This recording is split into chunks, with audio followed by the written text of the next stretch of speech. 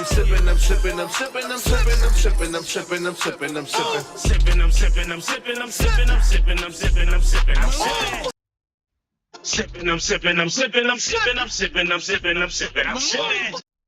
Throwing that weird. This is Sipping with Sammy. I am Mr. Flash, it only the one and only Sipping with Sammy. Sam Malone, Barstool Rug. If you ain't sipping with Sammy, you ain't sipping right. Please get your fucking life together. Damn, Sammy, you didn't fuck. Damn, Sammy, you didn't fuck. Damn, Sammy. Damn, Sammy, you didn't fuck.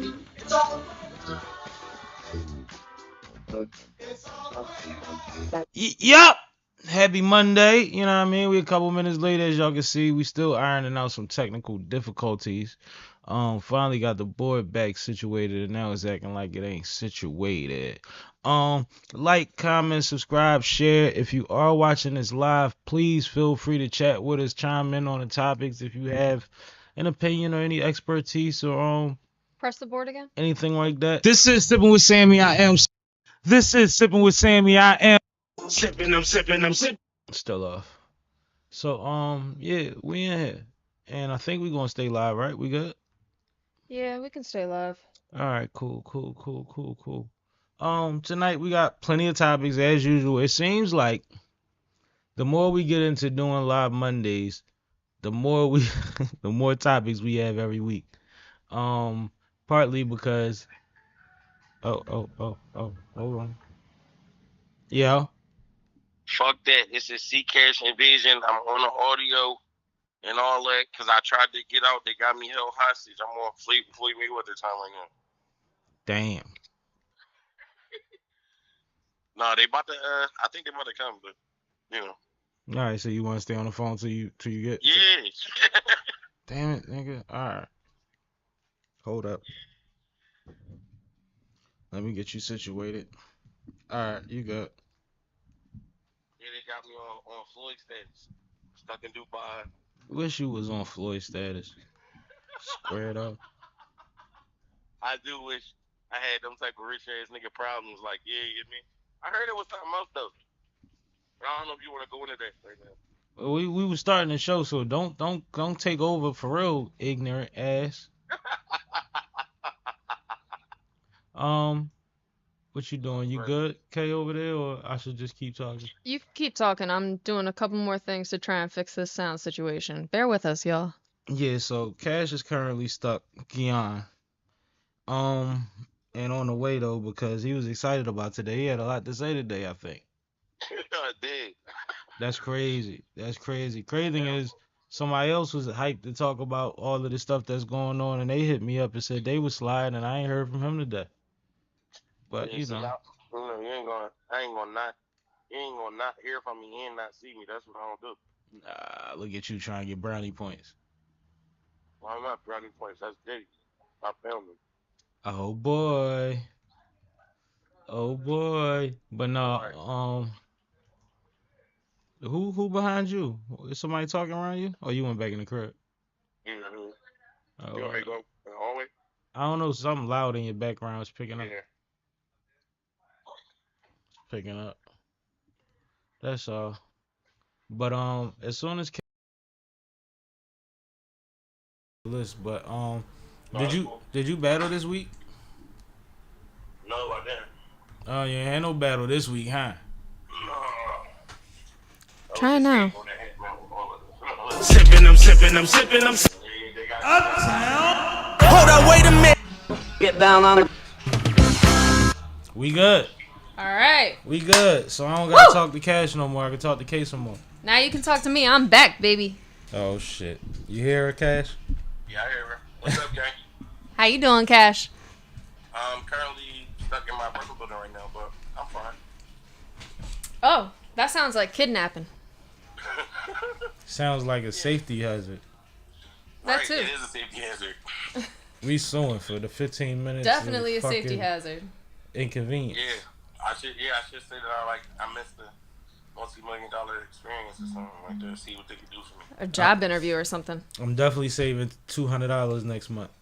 I want the whole shit waved. I need that whole thing off. Yeah, Fuck like, that. We going to dinner.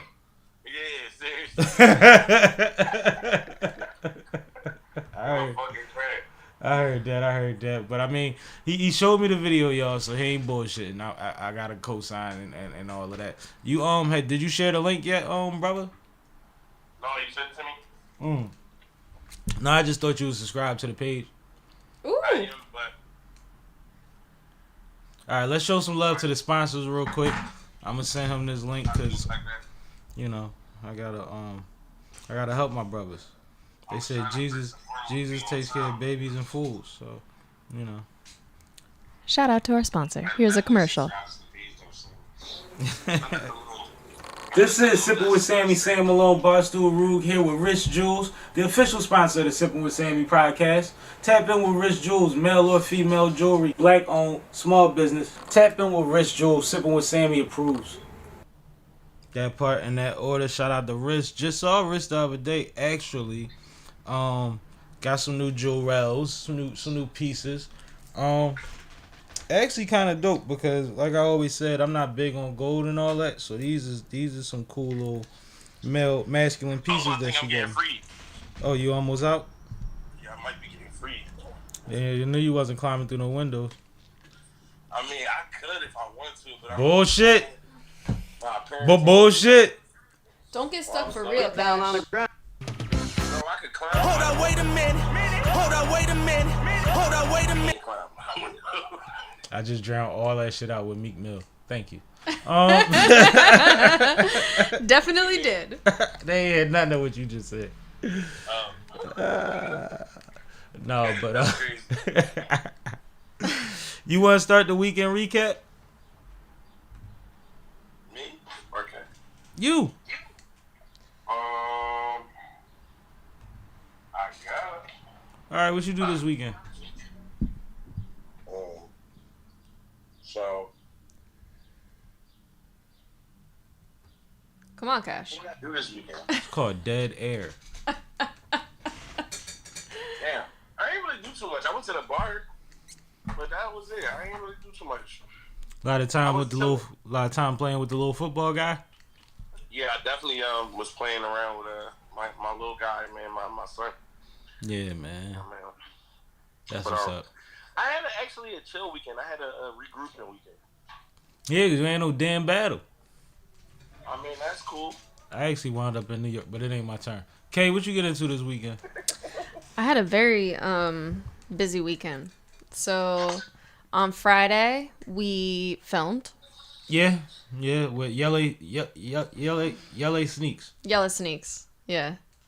And I had to work late that day too, right up until we filmed, because you know Derby season. Derby season. Yep. And then on Saturday, we met with Riss, did a little photo shoot real quick, and then my dad came down to visit. Which, if you've met my dad before, you know that that's always a party. So of course we went brewery hopping to a bunch of different places. What are you doing over there? I don't know what he doing. Cash, mute up if you doing something. I'm not, but I'm gonna mute up. So yeah, we went to a bunch of different breweries. Sacred Vice. It's you. You're moving stuff. Yeah, well, I was doing the thing for the. I set him up on his mic. Okay. All right.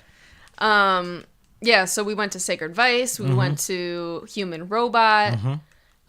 We had lunch at Ambassador. And all around it was a good time. We were supposed to go to the Phillies game, but with the rain and everything, we decided to watch it from home instead, which turned out to be a great decision because there was an hour rain delay, and then it was just a sloppy game. But the Phillies did win, so shout out to them. Phillies won like 20-2 or some crazy shit. Yep. Y'all went crazy. Yep. And then on Sunday, we filmed another episode of the SippinWitSammie podcast. Hollywood Him was in the building. Yep. Shout out to Hollywood Him. Yeah. So since you pretty much summed up most of my weekend, we can skip to the final game of the NBA playoffs for the Philadelphia 76ers. So instead of having an image for this one, I have some videos to share. Oh man. The turn up is real. It sure is. The turn up is real. So I guess I could set it up. Yeah. I was in a situation. I don't know if y'all heard about the 2,000 tickets that they bought and gave out to special people and people that they wanted to be in the building. I was one of them special people that got a ticket, man. Shout out to my guy, one of my coworkers. He last minute, end of the day, was like, "Yo, you trying to go?" Man, game started at 9:02. I got a little bit of time. Yeah, I'm in there. So the seats was what the seats was, but just the energy and being in the building was like, you want to be there for that one. It was fun. It was fun. I had a ball. Drunk a couple beers. My mom. Did you get involved in any of that breakage of of New York Knicks camaraderie and all that? Did you get involved in it? We about to watch some videos that I don't know if you could you on your YouTube while you on the phone, but we about to show you what was going on where I was at. It ain't coming up here. Let me try to play it somewhere else. You seen it? I posted the videos. No, not the videos you posted, but I seen it was like Knicks gathering, trying to jump around and go crazy and do a kind of a melee chant thing, and then it was some Sixers fans that was like, "No, y'all ain't doing all that." Yeah, them buff ass white boys. Yeah, I seen that. Them buff ass white boys was like, "Nah, nah." No, we before the game we was at the gate, like when they opened the gate, so everybody was piling up and lining up, ready to trying to get ready to get in there and see, when they was gonna let us in. So at that time, it was a whole lot of fuck New York and all of that going on. It was going crazy. right. It was going crazy, and I was just laughing because I'm standing next to a buff ass 6'5" nigga with long hair, so I'm like, I'm safe. They ain't coming over here with that shit. Okay, I got it. I'm ready now. But no, we about to show one of the videos right now. Buff, man. What's up with you, man? Yo, listen, I don't have the issues y'all got, man. I'm cool. I found self and I'm decent. All right. Go ahead, bro. Let's see if this works. Here go the video. No audio.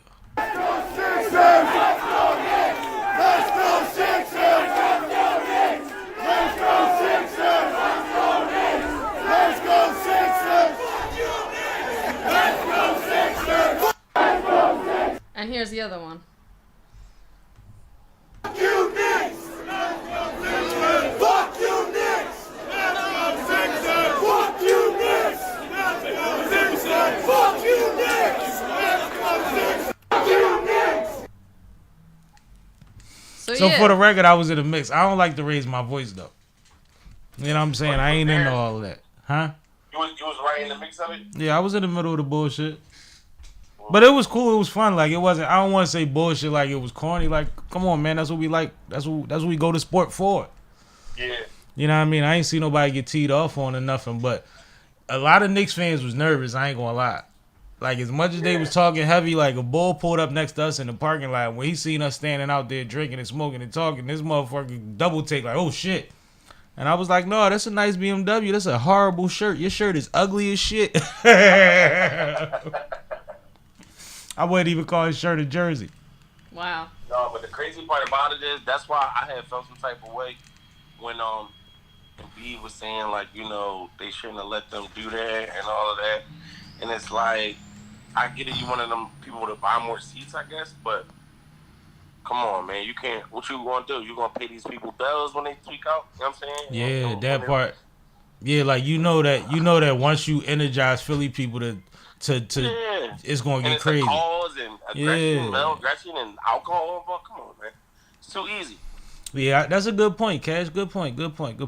But it was plenty of them there that night, but they definitely didn't dominate the audience. You could hear them if you watched them on TV, from what I heard. But like, you could hear them. We was in that motherfucker, bro, and I honestly think that outside of a couple drunk assholes, most of them motherfuckers just want to have fun. They ain't Brody or nothing. They just wound up deeper than they expected that one time. Yeah. And if you watched last week, I fussed that K because I had went out the city and y'all let them take over the damn city. As soon as I go out of town, y'all let New York come over and take over. I was only going for 2 days. Yeah, like you being here would stop anything. Right. I'm not having it. Is you crazy? So what you would have did? You would have went out there and socked one of them bulls? I'd have texted somebody and something would have happened. That's all I'm saying. I ain't telling you who I would have texted. I ain't telling you what would have happened.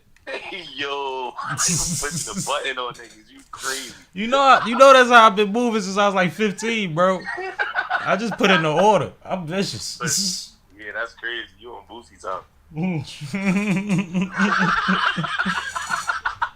Well, since Cash isn't here yet, and we're talking about basketball, we might as well cover the rest of the playoffs, right? Well, talk about the game. You was home watching the game, right?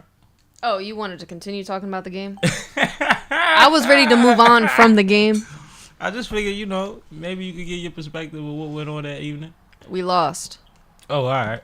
Yeah, how did the game go, Kay? Let's hear about the actual gameplay of fundamental. Come on, basketball. Cash. You know what happened? The Right. first quarter, they were up 30 to like 11. Trust me, sitting in them seats while that was going on was ugly. Yeah. What, Sixers was up 30-11? No, They no. was down Other way 30-11. Yeah, in the first quarter, after all this shit we was talking in line, Yep. these motherfuckers act like they wasn't about to play. And then we had to play comeback from there. Like, we brought it back. We were able to tie it up by halftime. Yep. So we played a really great second quarter, to be honest. Mm-hmm. The problem was, after halftime, our third was kind of neck and neck, and the fourth was more of the same, and then they pulled it out in the last 2 minutes, the way that it happened in 3 out of the 4 games. I went shopping during the first quarter. Nobody was there to concessions. Nobody was in the gift shop. I went and got a hoodie. I got a beer. I got some other shit. I was back in 5 minutes. It was beautiful. It was beautiful. I went shopping during the first quarter. I wasn't going to sit there through that shit. I'm like, I'm wasting time. I mean, and, give it up to Jalen Brunson. He's great. Like, Absolutely. It's tough playing against him because he really is a great player. Why don't you like him? Because he's too fucking good. Right. That's exactly why. If he was a Sixer, I would fucking love him. Yeah, it's one of It's them. one of them, like, every time, like, I hate this nigga, man. Yeah, but- How you gonna hate this? Like, you hate him so much, he's so good, he play good on the on the video game. Yep. You get mad when you play the game like, this nigga using Brunson? Fuck. For real, I get it. I understand that the energy the show was speaking of. But go ahead, Kay. No, I mean that was it. That's the game. That's all. That's He it. That's cooked all. his son. Yeah, I it heard was he a had like battle. 40 something. They had like 43 or some shit like that. He had some. He was in the 40s. He was in the That's 40s the crazy. whole series. But also Tobias Harris had 0 points. 0 points. And they for lost by 30 2. minutes. And the Sixers lost by 2. Right. So when the person who's supposed to be your number 3 Can't put a thing on the board. can't score more than 10 throughout the entire fucking series except for one Sheesh. game. Sheesh. Because let's be real, that's what happened. Talk about it. Like, Mhm. that was embarrassing for him, especially as the person who is one of the most highest played players on the Sixers. Besides Joel Embiid, I think Tobias Harris was Tobias next. Harris is boy. Yeah, he definitely. No, Yeah. but the twist is, the irony is they got rid of Jimmy Butler for Tobias, and now they probably about to get rid of Tobias and get Butler back for that nigga. Mhm. And they trying to get Paul George. Yeah, they want Paul George. Yeah, so that's actually a good segue. The rumors right now are either Paul George, Jimmy Butler, or Brandon Ingram. I personally would prefer Ingram out of all of them. Because he's younger, right? Exactly. Way more upside. But And Butler would be my last choice. yeah, no, I agree. As much as I love Jimmy and I playoff like Jimmy. Paul George over here, though, too. That- Yeah, Paul that could George be is fun. exciting. Mm-hmm. Although Paul George might raise the price of tickets, so Yeah, that's what I'm saying. I like Paul I George. mean, you know.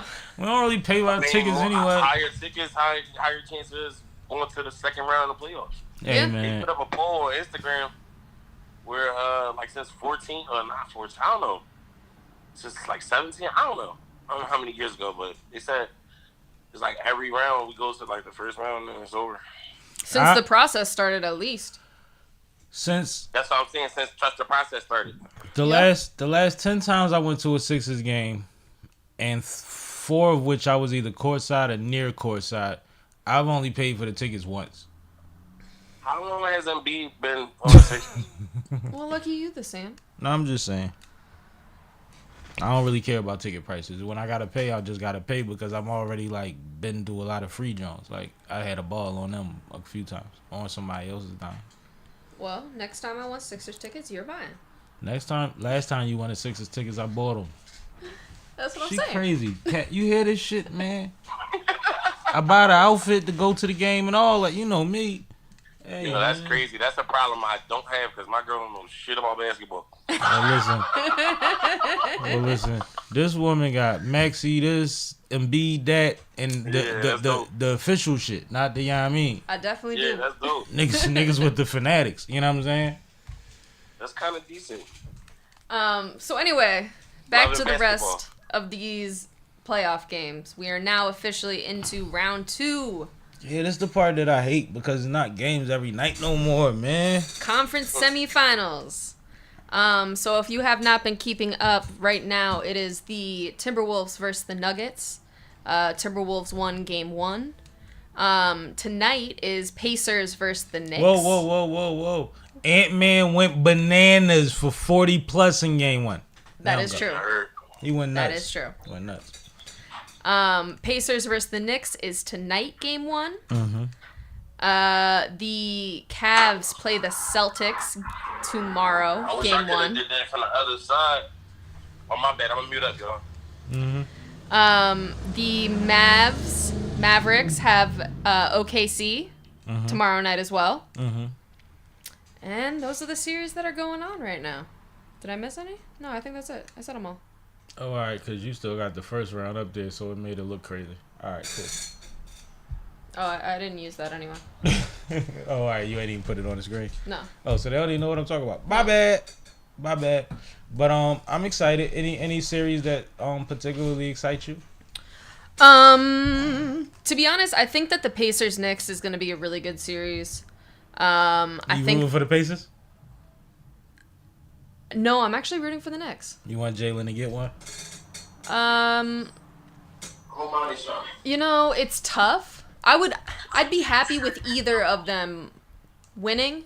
I think the issue is whoever wins is going to probably go up against the Celtics because I don't see the Celtics losing to Cleveland. Yeah. But I really just want somebody to beat the Celtics. That's all I care about. My hatred for the Celtics runs deep.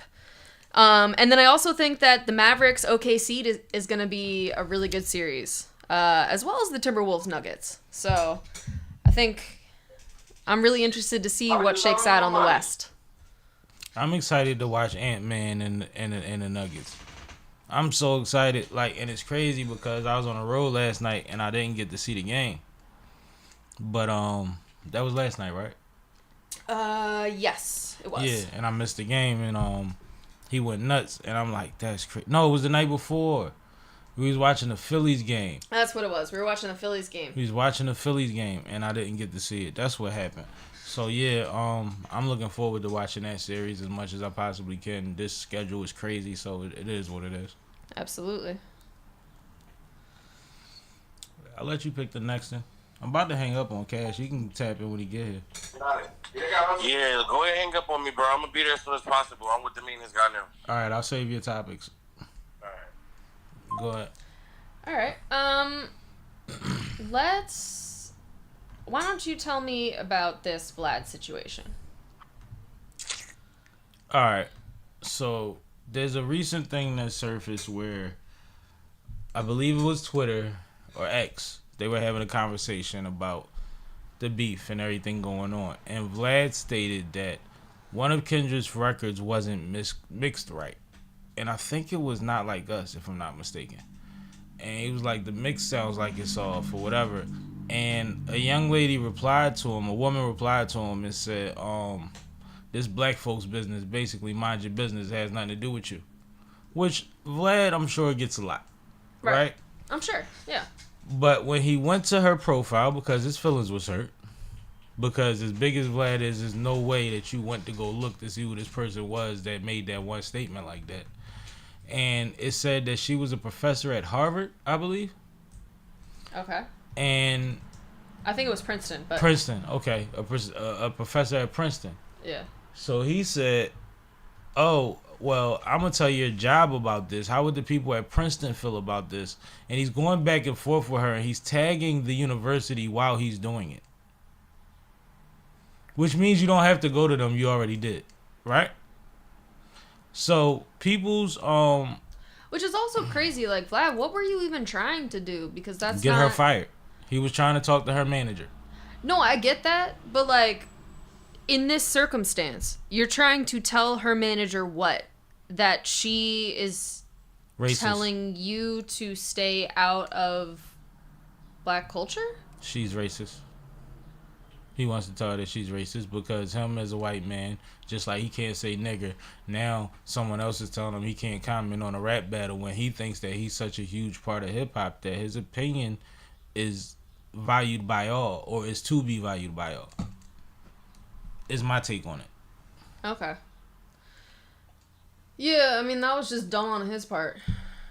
But he got a lot of backlash for it. Good. And her response initially was, well, the semester is over and my contract is up with them right now, so I'm good. Mm-hmm. And the backlash and his explanation, I heard him explain it.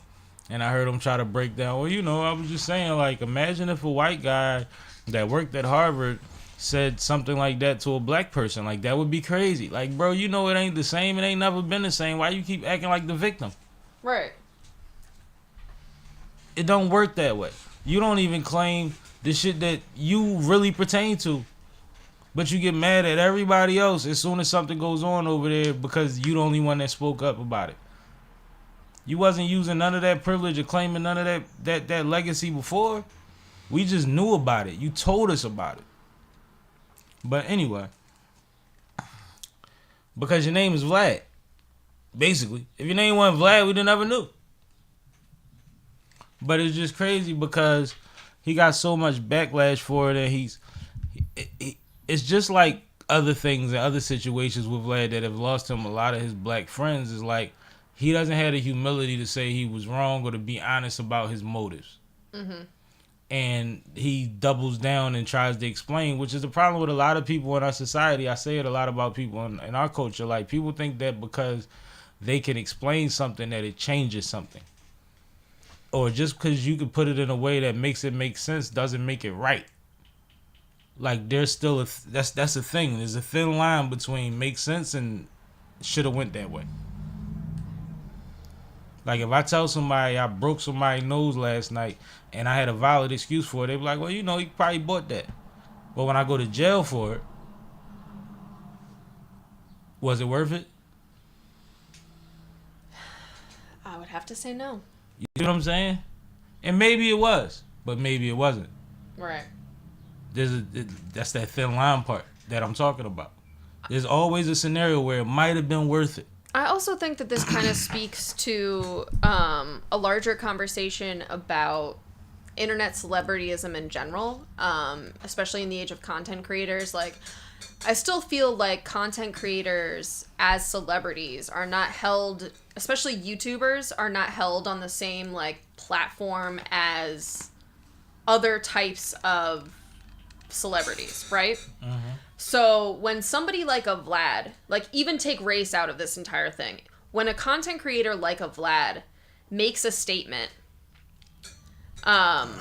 it's not gonna be as potent as they think it is, as Vlad might think it would be, because he's so used to his audience, like, reverberating exactly what he wants to hear or what he's ingrained in them or the narratives that are going back and forth between them. The reasons that they subscribe to him. That when it comes to the larger world, you're really not as big and not as held in such esteem as you think that you are because of your audience's bias.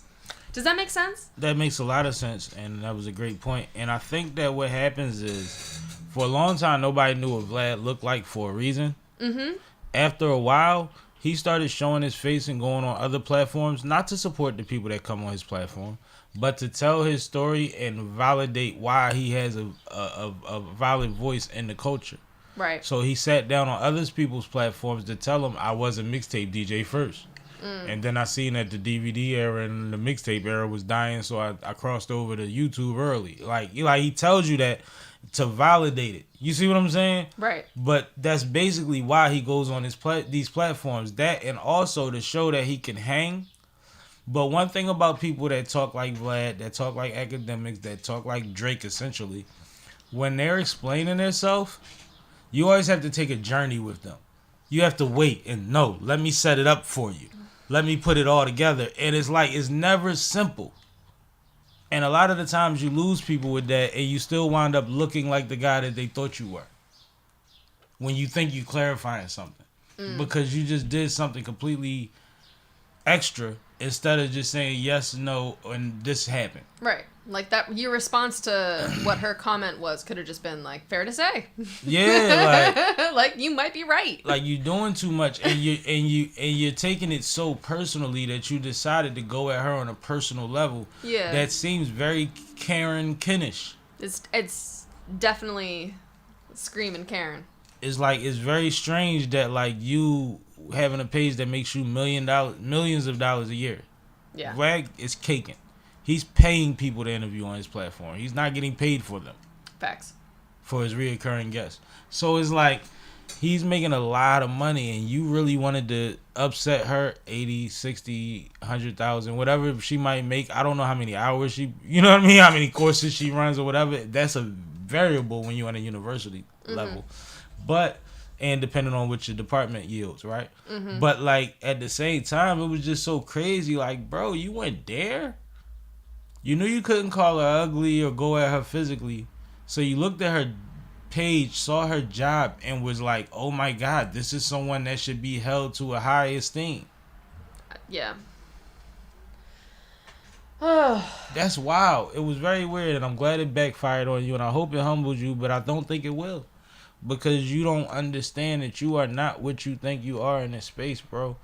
You are a resource. You are a source for conversations that we might not get anywhere else, and we appreciated that for the years up until the point where they was looking lopsided, but you adjusted that. So like, don't ever get too big for yourself, man. No one man bigger than the game, and you ain't that. We don't see you as one of ours. We don't see you as an ally necessarily. We see you as a resource. Period. Yep. I agree with that. Period. All right. Moving into a next topic. The Cat Williams Netflix special that was live dropped on Friday. And we got a chance to sit down and watch it. Sam, what did you think? Honestly, I feel like it started off slow. Okay. I feel like by the mid to the end of it, you could see where he was building, which is possibly why it started off slow. He was intentional about the setup for the to keep it rolling later on, possibly. But watching Cat, because I laughed quite a bit and I cringed a couple times too, but that's Cat. He's brilliant because we could see people yelling out things and heckling, and you saw him handle it in real time, not losing space. And people think that that's easy for comedians. It's not, especially with that much pressure on a live forum like that. It's not, because everything is scheduled to a T, because he was also bringing things up on the board, projecting videos and pictures of things that he wanted to tie into the act. So like, which I was a little worried about why they did that. I was wondering if they thought that that was like taking it to the next level because you can do that now, or was that, well, this is a live thing and we need something because of people's attention span. I didn't know why they did that, but I do know when Mike Tyson did the one-man show, if y'all ever seen it, if you haven't, go watch it. It's brilliant. He was referring to the screen behind him a lot. Everything was coming up on the screen, and then he would tell a story based on the picture on the screen or whatever have you. So like, I don't necessarily dislike it. I'm just wondering why creatively they decided to do it that way, and if that was his decision for his aesthetics, or if that was a network suggestion. to show capability or something. I don't know. Interesting. Okay. I don't know. But overall, I thought it was pretty good. I didn't think it was one of the Cat's best, but I think it was pretty good. Okay. I think that Cat is getting into his Chappelle-ish era where the message is more important than the foolery to him. So then what was the message here to you? There were quite a few, but I think that everything he reiterated in the outro, basically, and I'm trying to remember verbatim what it was, but I feel like he went from the top to get directly to the bottom and made sure that the bottom was like, no, and this is why I said it, bitches. I feel like it was like that. That was the energy I got. I would have to watch it again to remember specifically what. I feel like it was 3 major points that was ran throughout that whole thing, though. Could you think of what they would be?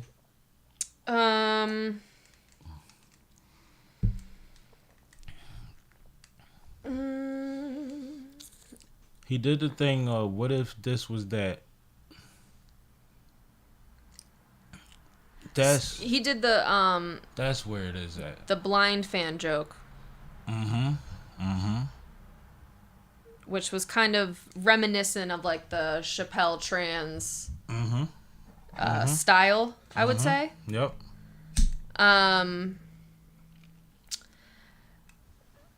So to be honest, and now granted, I'm gonna put a huge grain of salt on this because Cat Williams is not my particular taste in terms of comedy. Like his style of jokes just don't usually land on me.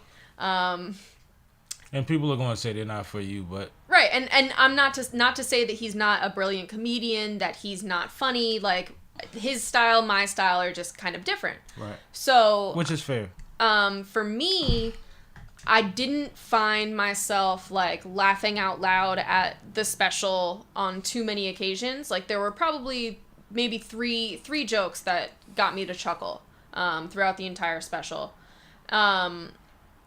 It was enjoyable still, but like I said, he's really not my style. To be honest, I thought that he was going to lean into the Club Shay Shay interview and just like the things that he was saying on there and like the overall message from the Club Shay Shay interview a little bit more. I felt like that was a little bit of like a missed opportunity. I feel like he alluded to it and then intentionally went left because he knew that was the expectation. And I think that also, I don't know if this is the act that he's been touring, but he was already touring when he did Shay Shay. Yeah. Also.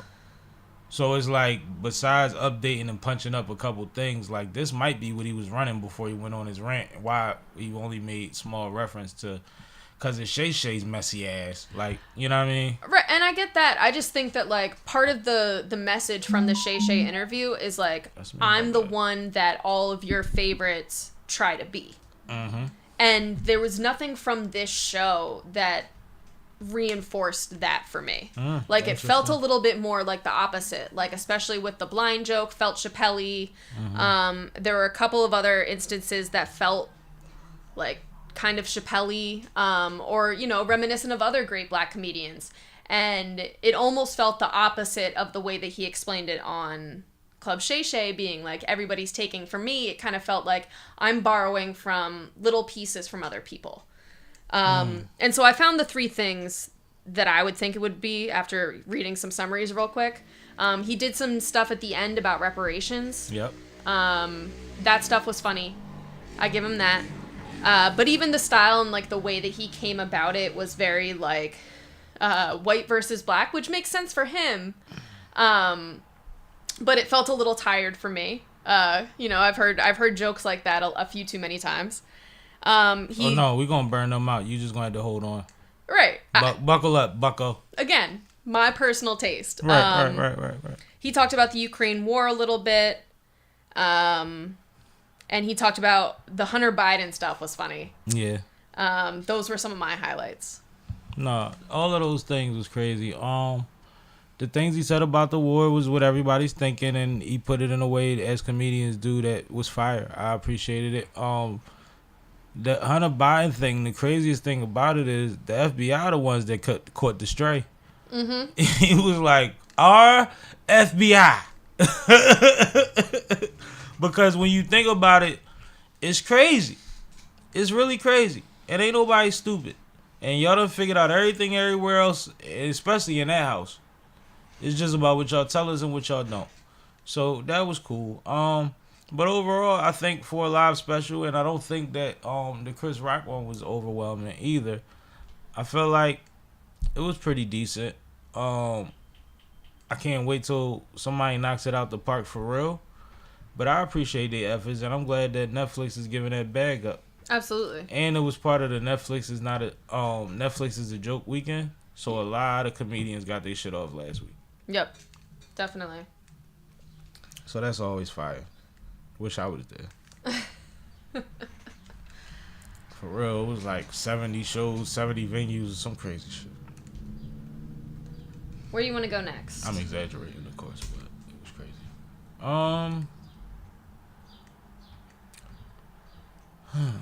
You just covered up the topics. The White House crash. I'm gonna go to the White House crash because this is just strange. Very, very strange. Did you research this one, Annie? No, you gotta tell me this one. Alright, so apparently a car was traveling at a speed of about 120 miles per hour and crashed into a barrier in front of the White House, and the driver died. And they declared that he was not a threat. I don't know how somebody doing $120 gets that fucking close in the first place. Especially during nowadays. Then it just seems too like further investigation will go on. Like, what happened, yo? Who was that? What his emails look like? Like, I need more, yo. That's really bizarre. $120, was he already dead? I have questions. Like, was that a heart attack? Like, what happened, yo? And if anybody got any more information, please leave it in the comments. And I'm sure if you're not watching this live, we will have more information by the time you watch it. But still add it to the comments. Because some people miss things. And maybe we can share it with them. But I just don't get it, yo. I don't understand in 2024 how that's possible. I just... Why would you be driving that fast? Like, DC all has the same speed limit. I mean, they was probably trying to kill themselves, or they was already dead. I feel like their intention was what it was, one way or the other, whether it was a pure accident, like a medical emergency, or something more severe, which I guess is still the same, or if they was on some shit. I don't get it. I don't understand it, but I feel like y'all being like, I don't know, man. A non-threat is weird. Cause why the hell are you doing so you saying he was only a danger to themselves? I think so, because he crashed into the barriers outside of the South Lawn, which is like 1,000 feet away from the White House itself. So you're like a good damn near football field away. Interesting. And you're just crashing into a fence. So it's like, I remember, right? Quick story time. Okay. I came out the movies. I'm at Cheltenham Mall and shit. In the movies, after the nighttime, they used to only let you out in the back parking lot outside the theater. You couldn't like walk through the mall or anything, of course, right? Right. So we walk around, and it's a long ass walk before you get to Cheltenham Avenue. We get out front, we see all this action, and this lady had drove her car through the front window of the furniture store. Okay. Right?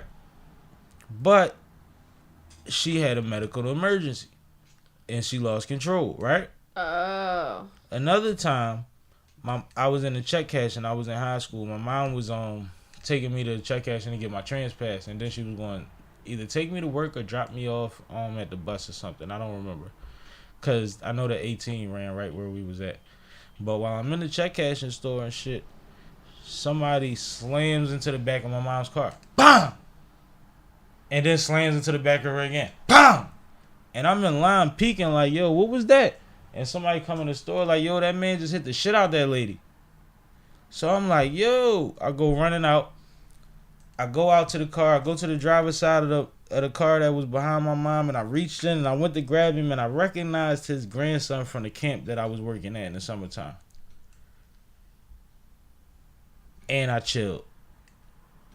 Because that was about to be traumatic for his grandson. It was about to be bad.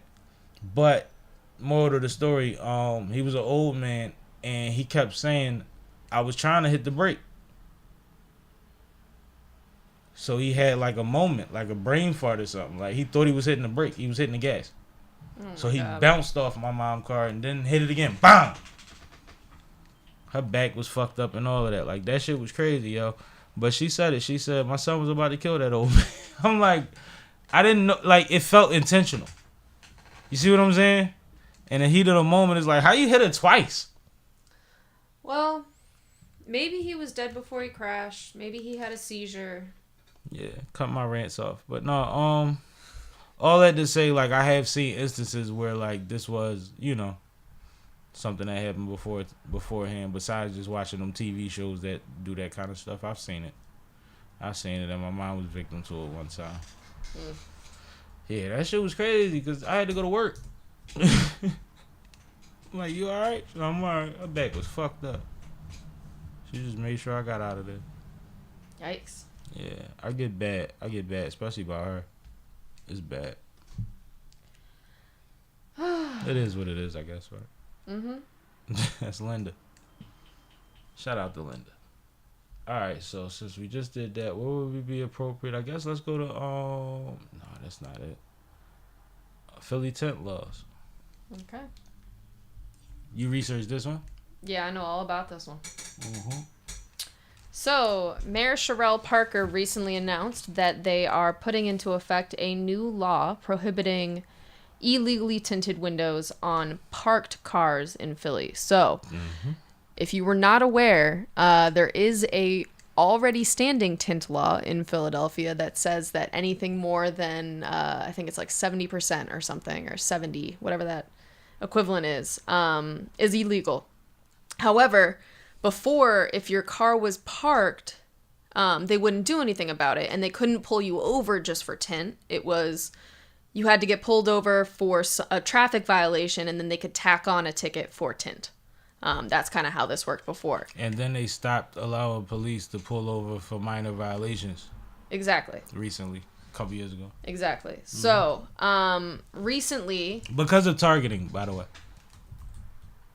Recently, as part of the kind of Kensington crackdown, that's at least how they're positioning this in politics in Philly, she announced this new law that now they can give you a ticket on a parked car, similar to a parking violation, $100 ticket for having blacked out windows.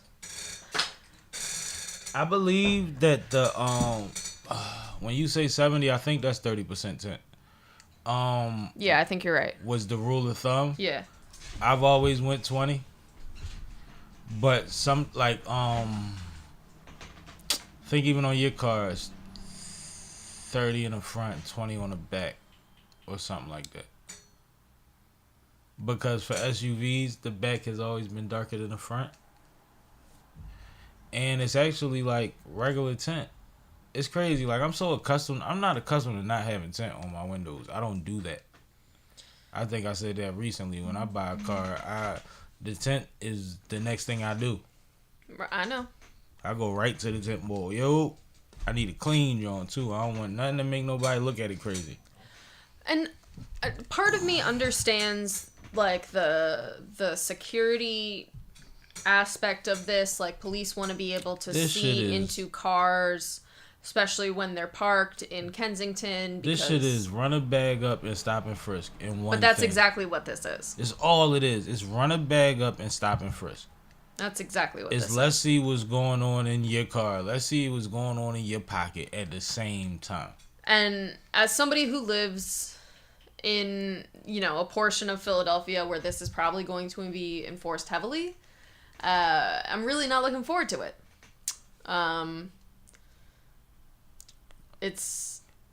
it's just gonna lead to a lot of stress, a lot of bullshit. And you know, even just what was that, 2021 or 2020? There was the situation in Kensington where a dude drove down a one-way street the wrong way, but it was like where he lived, and pulled right into his parking spot, and they killed him. Yep. And part of the rationale there was, you know, when they looked into, or they couldn't really see into the car, and then when they did, they thought he had a weapon, and he had a putty knife because he's a constructor. Exactly. And he didn't have it in his hand. Exactly. So I feel like it's just going to lead to... And he barely spoke English. Right. So that's why he didn't adhere to what you was yelling at him and rushing over him. He was confused. Which is normal in this area, this quadrant of the city. Like, there's a lot of people around here who speak Spanish predominantly and zero English. Or Cambodian, or Vietnamese, or all of these other languages. And I feel like this is going to be enforced in a way that is probably targeting, you know, folks of color. And it's always us that put the play in, and I hate to say that with you on the other side of the camera, but it is, man. It's like, yo, please, I hope nobody nudged you to do this shit, because you also did some other stuff that affects me, and I forgot I ain't put it on the list. But now she's talking about full school years. Well, and there's one more thing that she's about to do that's going to affect us as well. And she has decided that she is clearing out the encampments on the 3100 and 3000 blocks of Kensington Avenue. Which, if you are familiar with Kensington, that is not the entirety of the encampments on Kensington Avenue. So it's just going to... See Cash pulling up. Move some folks around. Move some folks around, and unfortunately... lead to some very stressful situations. What's the I see we got something in the chat. Yeah, Chaz says yo, and Cash said stop giving up the drop. Chaz, fuck is you at? What do you mean yo? And I don't know what I gave up the drop about. Cash gotta explain that when he walk in. You know what it was? I think I know what it was. What? I was hinting to the area of the city that we live in. Yeah, I heard you saying that too. But it is what it is. I think that the tent law is some bullshit. For various reasons. Mostly I already stated them, so I don't want to Right. But that's how I feel. I don't like it at all. What Chad say? It's Trey's birthday, so I was kicking it with him. Happy birthday, Trey. That's the homie. But you bullshit, bro. You in the chat telling me you ain't coming tonight. That's crazy. Let's get to Dave and Buster's. You didn't want to say more about school year round? That school year round shit is 20 schools, and when she first announced the agenda, she didn't have anything to back it up. So that's what made me remember it when I was saying I hope nobody's nudging her to do it, because I feel like she threw it out there. And then people tagged on to give her excuses, ways, and reasons to do it. But they're saying that it doesn't exclude holidays. The kids still get holidays, and they get little breaks in between, but they don't get a 3-month summer. And I don't think the Philadelphia School District pay enough to make 20 schools worth of teachers do that shit. Honestly. I completely agree with that. And if they are going to pay it, then fuck it. Well, but also, like...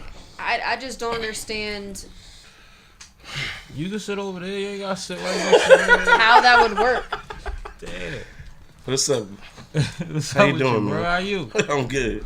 Well, it's a breakdown of it, and it's an overview of a breakdown of it, is what I should say. But like, yeah, I don't like it, and I don't think. I mean, if you do like, we got schools like Masterman in the city, right? Central, right. Engineering and Science, Girls High, things like that, which I'm hearing Girls High is not as prominent as it used to be, but I don't want to be the one to say that. But I think you just said it. I think that certain schools, you can get that community to buy in a year-round school.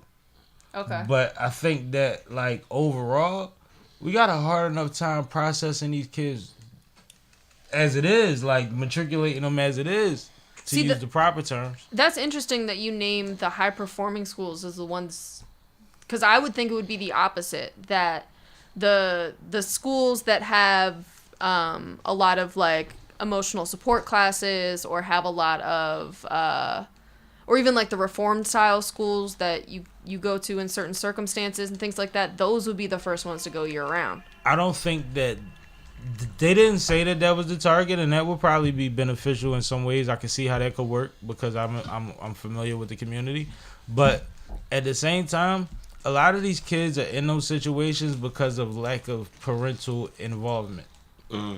So to ask them to do this shit more is crazy, and it will make institutions like that daycares for real year round, because the bad kids never miss a day of school. You talking about this whole year-round school thing, right? Yeah. Well, The bad kids never miss a day. Okay, the bad kids never miss a day of school. Okay. Yeah. Well, and that's kind of my point. It's like, of course they Their don't. parents be like, get out. Yeah. But when they're home, they probably don't have any supervision either. So sending them home over the summer isn't No, it's helping. Yeah, but when you worked amongst teachers, you realize that they so need that break, yo. Oh, I agree. They need that break so much, and it takes a superhero to do that year round. So unless you're gonna rotate main teachers, not substitutes and long-term subs and shit like that, you know what I mean? Because that don't work. If you don't nobody respect them. You know how it go, bro. We ain't my daughter got a teacher right now that's like barely at school, and they always got subs. And shout out my daughter, she been getting in little fights and stuff in school too. It's weird. It's a little too early. I think it's based on, how she look and stuff like that. Oh, man. Well, y'all gonna walk her through it. She be alright. What did yeah, Chad we say? definitely I gonna- want to know what Chad said. He said, My bad. it's not that I just got a little bit tipsy. And then he said, LOL. Yo, Chad, you know what? That's about the 5th time you stood me up, bro.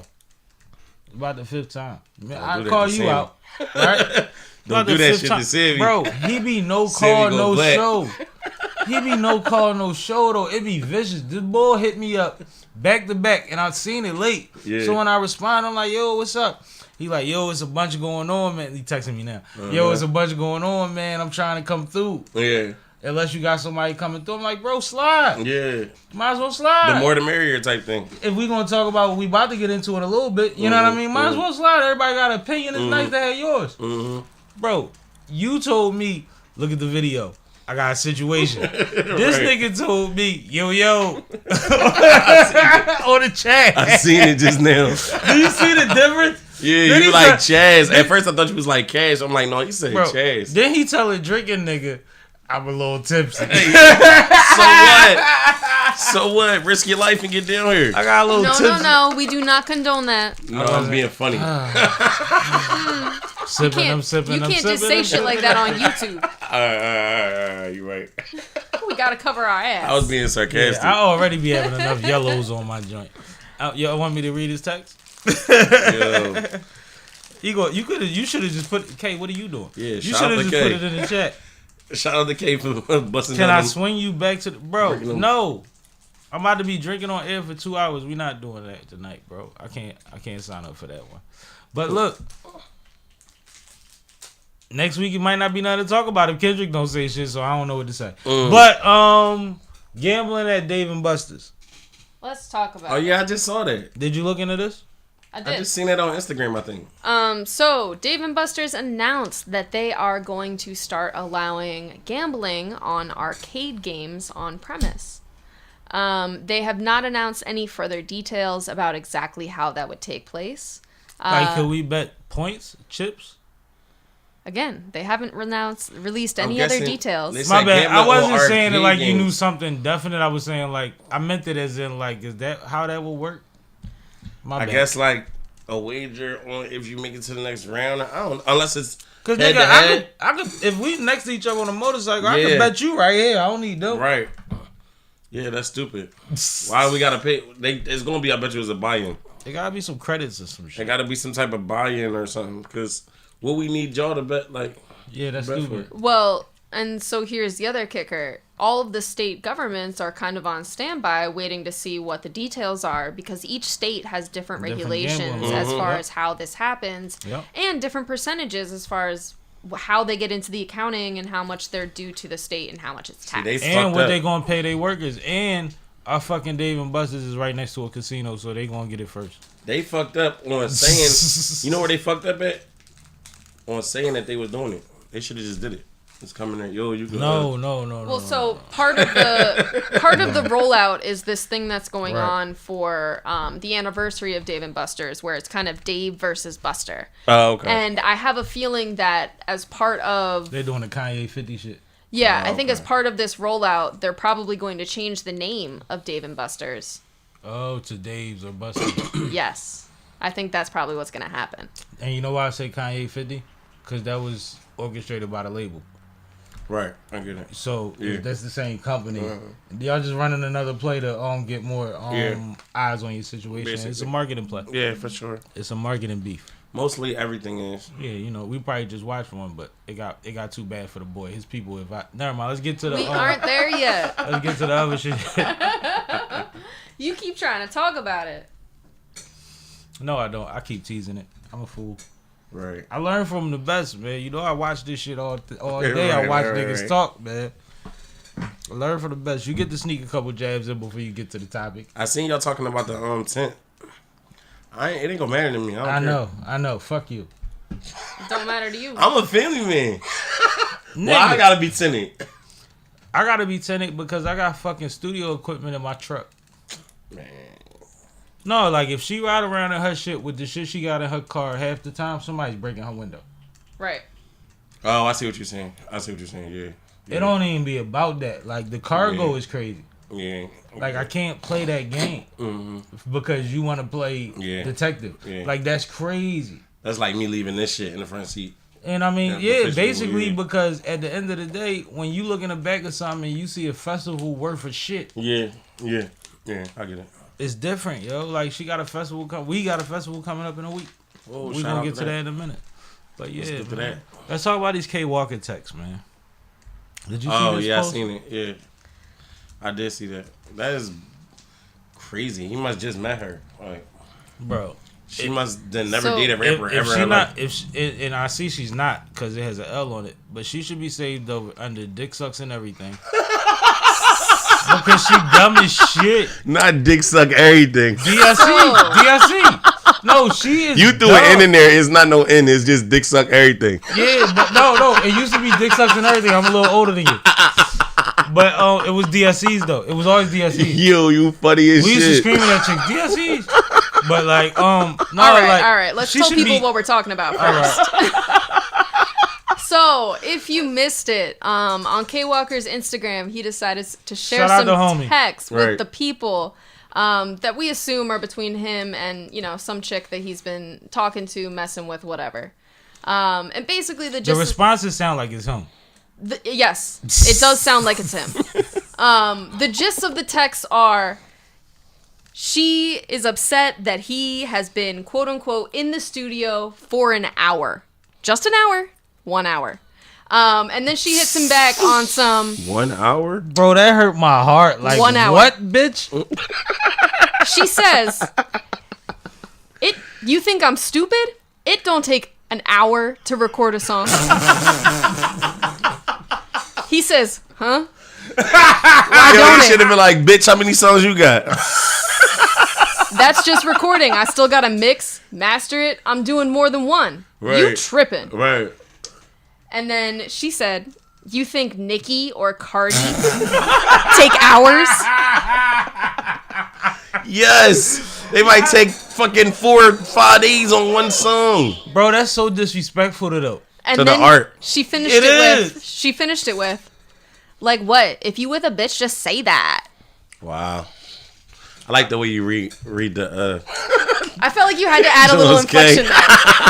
You know? The way you I'm like, where that come from? But when she was reading K Walker part, she was giving it his energy too, though. I fuck with that. That's why we got it here. That's why we got it. That's but no, bro, like that's crazy. Like, could you imagine if your chick sweated you for an hour in this, An hour. first of all, We haven't made it this far. I booked 5-hour studio sessions, yo. It takes an hour to set up equipment for us to record. Like, what are you talking about, yo? Yeah. And I'm talking about studio equipment to do this job. Do this year. To do this job, Yeah. not in a Not in a vocal tip, not no. a vocal tip, no. But at the same time, and sometimes you go in the studio, you catch a vibe first. Sometimes the producer blesses you with a brand new from scratch pup, and that might take him 30. Well, we did Fill My Cup. That was what, 3 hours? Yeah. One song. One song. The people love it, by the way. They definitely What do. people? I done played it for some folks. We gonna talk Where did y'all after. release this shit? You I done been talking played about it- the people No, love it. I done played it for What A&Rs. people? Who? I done played it for Oh, artists. yeah? I done played it. You know, I be interviewing motherfuckers. Yeah. That's what's up, man. I've been letting people hear the vibe. Shout out to Fill My Cup, man. Shout out to Rhythm HB. She got some new fans. That's what's up. You know what I mean? But they like, I mean, thoroughly impressed. Like, not the fake energy. I like that. You know what I'm saying? But But Shorty is bugging right she here. out of her mind, That is yo. insane. She want to play in Key Walker Dreads real bad. K be like, yo, you need to go to the studio. You look like you stressed out. I'm about to book you a session. That session don't be no hour. Yeah. Like, don't Definitely nobody don't. play like If that was the case, I would not be in a situation right now. I'd be a single father. That would be crazy. If I had to answer And how you many after, hours I done been in the studio? The Like, other part is, you don't get to, like, you supposed to text her every hour, 1 hour. How did she know what Yeah. hour you got in, when you posted? Like, what is going on? who is she? Like, that just better be Her cashed name's out. supposed to be DSEs. Oh my god. I swear, yo, if this ain't something equivalent to Remy or something, and it wouldn't be because she would be understanding, she know how to play her part. Anyway, Right. that's crazy. Do you think Nicki or Cardi, like, That part. first That off, was so wild. Bonkers. both of, like, them, No, that means she thinks she can that's rap. who, oh my God. She thinks she can rap. She thinks she can do what they do. Yeah. Plus, we know Cardi takes longer. Cardi got writers. Facts. And she got writer's block. She keeps saying it. We know fucking Nicki take long because she do like 8 different voices per song. Yep. That's true. Tempos and runs. Yeah. I guarantee you they her both shit- take more than an hour a song. Nikki does Nikki plus backgrounds plus ad-lib. Plus Plus the faces. sync, plus the melodic ad libs and plus all that orchestra. shit. Yeah. Like, she do the whole shit by herself. And then she called Casanat and them like, yo, come dance in the studio while I'm recording this shit. That shit is wild when you really think about how much you gotta do. Cause, and mind you, I seen a lot of people. You know me, I'm a gym rat. I'm Yeah. like, yo, I pull up. I ain't gotta get on no track. Right. I seen a lot of people's methods, and I seen people do some amazing ways of like manipulating that recording device. You know what I'm saying? Now that we have All Pro this Tools, shit. and Yeah. I see niggas really juice it. But I've never seen somebody have to put in the work as a rapper that Nicki has to do most of these joints that she do. Yeah. But it makes her who she is at the same time. Yeah, like, Yep. I respect it. Nobody else I sounds respect like her. this is complete respect. Yeah. But I mean, like, she has to literally be in there similar to a vocalist. Like, now make me sound like this, punch me in at this. Yeah. Like, it has to be like a vocalist at that point while she's rapping. That's crazy. Yep. And you know, vocalists don't have to write as much as rappers. No, not at all. We see it on the song we on. Mm-hmm. Bring that back. Right. Bring that back. Yep. So it's like, it's different. Like, she's a monster, and by all senses of the word. But when I think about it, when you say what you say, I'm like, well, no, that's a lot. That's a lot, that's a yo. That's heavy lifting. That's She heavy though. yeah. Well, you know, and she also had her She had some studio steroids along the way. Anyway, But anyway, You always talking about her drug addiction. shout out to K Walker. Shout out to K Walker. Yeah, shout out to K Walker, Yo, man. Get you a new hopefully one. you blocked her. Yeah. Yo, She's a speaking weirdo. of Walker, me and him on the same card on May 26th too. On my Is birthday. it worth trying? Make sure you get there. On my birthday. I mean, hey man, I'm sorry. I ain't gonna be in no battle on my birthday. I love You to ain't death. gotta be there. I That's love you to fine. death. Good luck. You Go- ain't, go out yeah, there, I'll link kill up with shit. you when it's over. Go out there, kill shit, come back home, man. You know how it goes. No, with me. for sure. God dang, you want It's probably gonna be in the middle of the day. All right, cool. So I'll catch you at that. Yeah, for sure. All right, so to speak. So while we're talking about battle rap, something came out in the news this weekend. It looks like battle rapper Drugs was arrested for shooting a person that he met in a rideshare vehicle in Fairfax County, Virginia. Yeah, that's what I was trying to understand. Like, what angle that was on, like, So, the person he met. So, you talking about the driver or, like... no, you know how... Not no when carpool shit no more. Yeah, that's what he was doing. I think he was in like he was in Uber an pool. Uber pool. They still do pools? Yeah. Yeah. So I don't do that at all. Not in this day and age. So what happens with him is he gets into it, and they saying that they assume they met in the car. We don't know, and we also know that he claimed something too, right? So they get into an argument in the car. They go on to 2 different destinations. When they get to the first destination, they both get out the car and finish the argument. The argument turns into a fight, and allegedly he pulls and starts cutting. He don't hit nothing, but he cut. He get low. Police report made probably from the Uber boy or the boy that got cut at. Who knows, right? They find him the same night. Mind you on foot somewhere, probably where Bull was getting dropped off at. You see what I'm saying? So they get him, and that's the mugshot. I believe, unless that's an old one, I think that's the new one.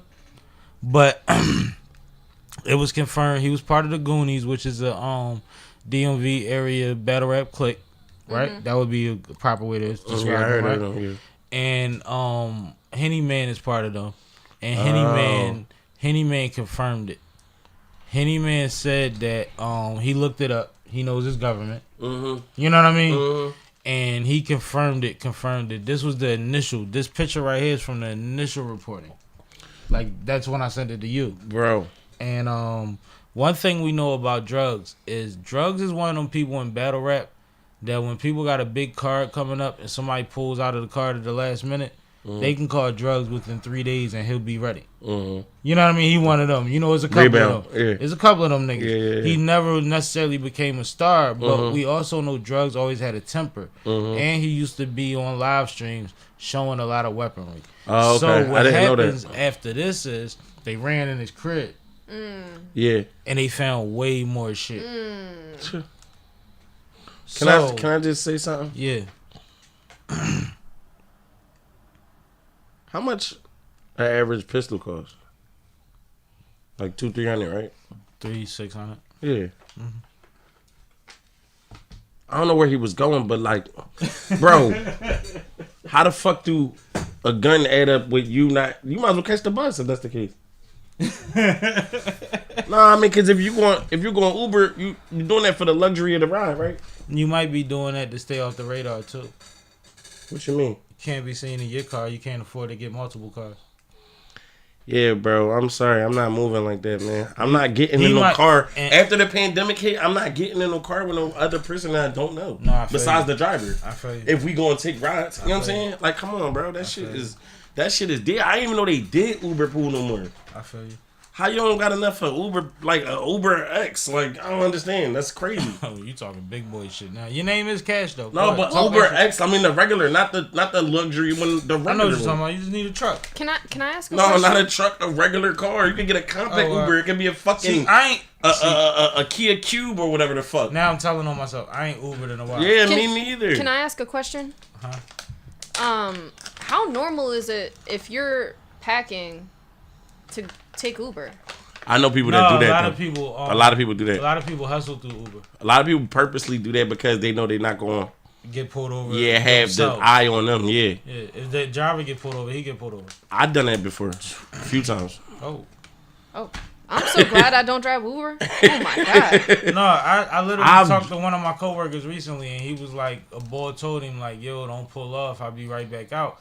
And he was like, "No, I'm gonna pay you." And he paid him something decent to sit still. You know what I'm saying? And he was like, "This boy probably a dope boy." You know what I mean? I ain't talking about that. I'm talking about just feeling the need to be safe and going certain places at certain times and Ubers and shit like that. No, but I'm just talking about my point earlier. No, I get what you're saying though. But like, he was like, Bo came back in the car and started counting about 10, 20 grand. He like, I ain't like that. I'm not cut like that. Yeah. But he like, I felt like itchy like. And I'm like, no, like that's why you got to be careful. I've been in Ubers, safe, and I've been on the other side of that where I was the Uber driver and somebody had their shit on me. So. Yep. it's 2024. Like, you can't expect people not to have it, especially you riding in a car with somebody you don't know. And you can't assume that they not supposed to have it. Yeah, that too. Until something happens, you don't know if they supposed to have it. Yeah, that's what I'm saying. That's the realest. Like, but my thing is, this is the peculiar situation: is you allowing yourself to come in contact with other motherfuckers that ain't the driver. Face. You know what I'm saying? Knowing that you a face. Yeah, knowing you a face. And knowing you probably got static out. That's weird. You look crazy. And I think this situation probably is deeper than we know. I think they may know the same people and known each other from before this. I think that they got way too out of hand for a co-Uber ride. What was y'all arguing about? The fucking playoffs?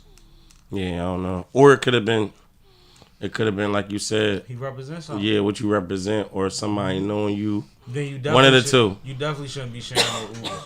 And what area this was in? It was Fairfax in Virginia. County. Oh, that's VA? Yeah. Yeah, I don't know what them streets like out there, so That's it's like different. Northern Virginia. It's. I don't know what it's like at all. I've never been out there.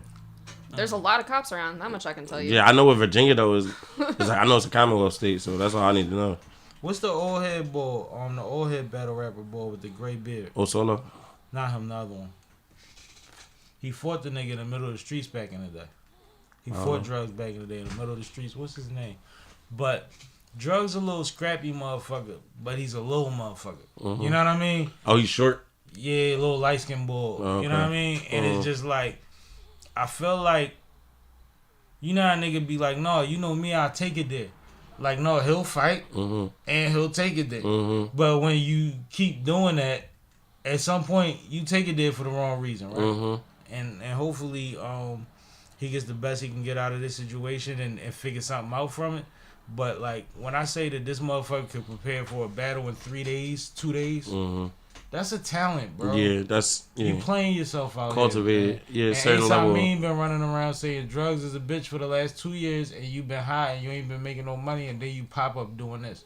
I'm not saying you wasn't making no money. I mean, you ain't been getting living battles up to your potential, yeah. that gift that you clearly have. Yeah. And then you pop up like this. And that's crazy. I think it should be a requirement to how much money you gotta have in your bank account for your gun to work. Like, that'd be That's crazy. not fair. Because weapons... no, because on some real shit, weapons were incorporated as a way to protect your property and your land. Yeah, I know. Your property, your land, your life. And the poor people needed it most. No, I get it. But... Yeah, because you'll be preyed on. Carrying I don't know. And more than likely, he ain't had no shit that cost $200. I'm going to keep it real. He probably was carrying some shit that was I'm gonna keep quadruple it what the Uber ride cost. I seen the lives. He had some shit. When they went in that crib, I don't know what he had on his hip, but based on what I seen in the crib from the lives, and I'm not trying to say no crazy shit, I doubt he had some bullshit on his hip. But when they went in their crib, I know what they see. I know what they walked in. They was like, jackpot! You know, they like to play the game. They like, he probably wasn't even there. They doing it to each other. Yeah, he's somewhere sitting still like, I wonder. They in there fucking with his shit, cocking it back and all that, playing with you. Like, I left the joint on the bed. Like, you know what I mean? He sitting somewhere else like, God damn. So, like, yeah, bro. He got moves smart out here, man. He got angry at somebody one time on the joint, and he did and the beam pop up on it. Whoa, hey, yo, whoa, what we doing? That's why I'll never be one of them boys. Man, listen. Shit's Niggas stupid. don't be from here doing that shit. Not from this side. Not from niggas don't be from here doing that shit. But you know, some of that be like country boy shit too. Like, you know, when you from like the open areas and shit like that. Yeah, but he DC PG Virginia. It's different. What they gun laws like though? Cause he not from the party. I think he got into a situation that. Oh shit! I can't. I've been waiting to talk about this shit. We going into that?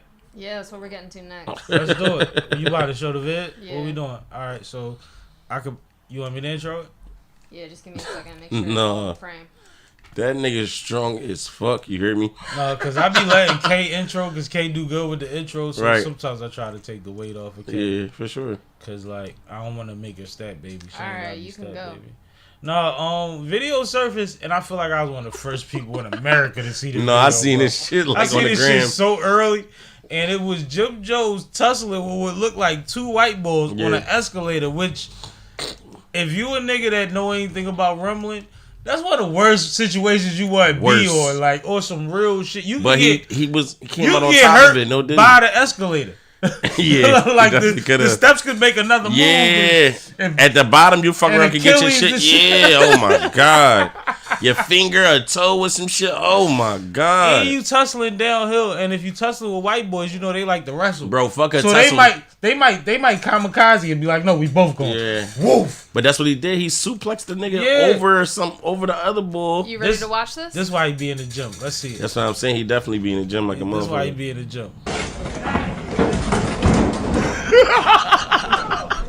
Yo, the boy that was caught up in that slam shit right there, he was fucked up on that bottom. There's an old man that got hurt. It's an old man that got hurt on that joint. He got caught in the side of it. Yeah. Why wouldn't you do the Michael Jackson moonwalk backwards? I don't know. I would stay up as much as possible to not get in court of that. Like, well, reflexes be different for different. I mean, yeah. But like the twist is, he sat there and was like, I'm the victim. And niggas is trying to say, you a gang member. You can't say you was the victim. Yeah, he did. Niggas is mad at him like, no, play the whole video. It's not on there. It's not on the whole video where he be sitting down. I don't know what he ain't say I'm the victim. He said they assaulted me. That's what he said. That's what he said. No, what I was saying is an equal that I'm a victim. Yeah. Yeah, but like niggas is saying he not allowed to do that. But a lot of niggas is saying that. I was just having a conversation with my homie about that. What he supposed to do? They're saying he just supposed to sit there and let them. They're gonna sue him. They're gonna detain him. No, they're gonna sue him. Well, the airline got the fucking video footage. They can see how the shit transpired. There's a civil suit. Yeah, so if the airline got the footage, then you ain't gotta say nothing, right? Yeah. All right, I hate you, but I don't agree. I don't agree either because I don't think we can tell niggas to grow up. Yeah, at one point, yeah, and then get mad at them when they do the right thing. You want to see the whole some thing? people believe that you're not supposed to deal with no type of government officials at all. Yeah, but at some point you a gang member and not a gang banger, right? I have the whole thing. A gang member and not a gang banger. Yeah, like you don't bang no more. You still fuck. I mean, all right. Put this in perspective. This is same bull who not too long ago was on the phone with niggas that was in a real live indictment telling niggas you gotta go violate somebody. So, well, all the more reason he might have figured out you need to be. He might have learned from that. Yo, you funny. He might have learned from the Atlanta shit. You never know. You never know. No, look. When you learn, you learn. A lot of people have said things about Jones, and you know, I don't think it's true. And but I think that's it's possible. But I think that's why they putting that energy on this. Yeah, because of the past. But go ahead, Kev.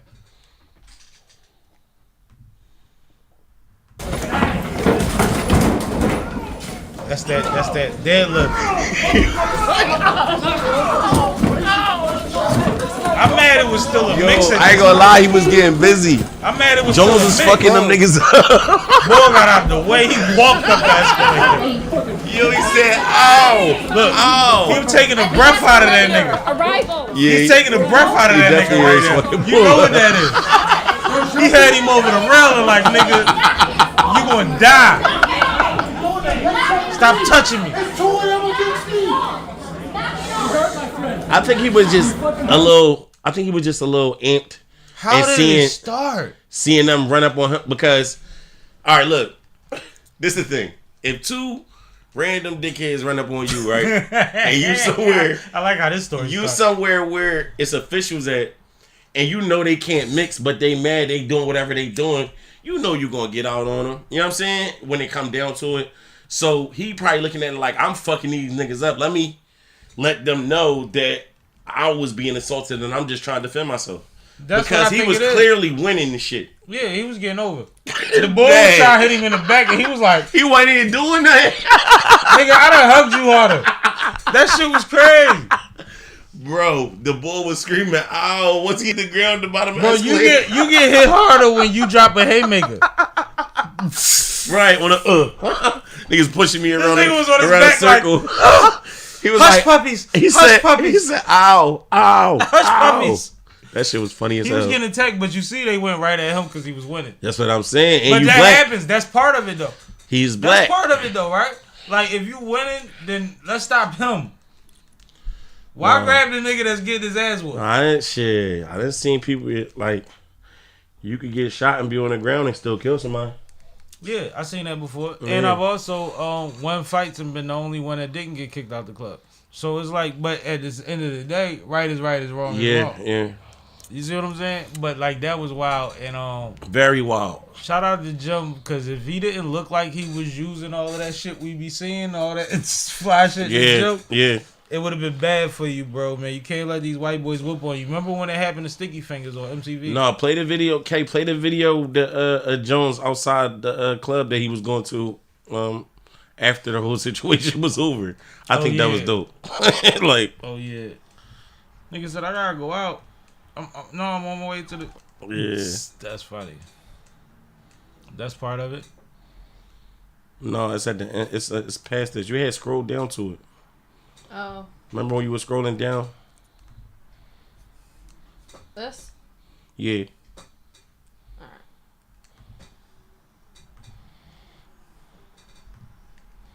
Stop breathing in my microphone like that. You got it all the way back and you still breathing in her. Blow your nose. Bro, I got asthma, bro, and it kicks in when my allergies flare up sometimes. Oh, alright. Damn, man. I ain't saying nothing about your Cyclops eye. I got a Cyclops eye? You had one. Oh, shit. Man, I had to own that shit. That shit wasn't going nowhere. Right. No time fast. I had to walk through that and update the fucking audience if they was paying attention. Chaz, where you go, Chaz? I thought you was it. Who's Chaz? Pashanma? Is that one of your followers following me? Yeah, that's somebody I met last night in New York. Shout out to her. She's showing love.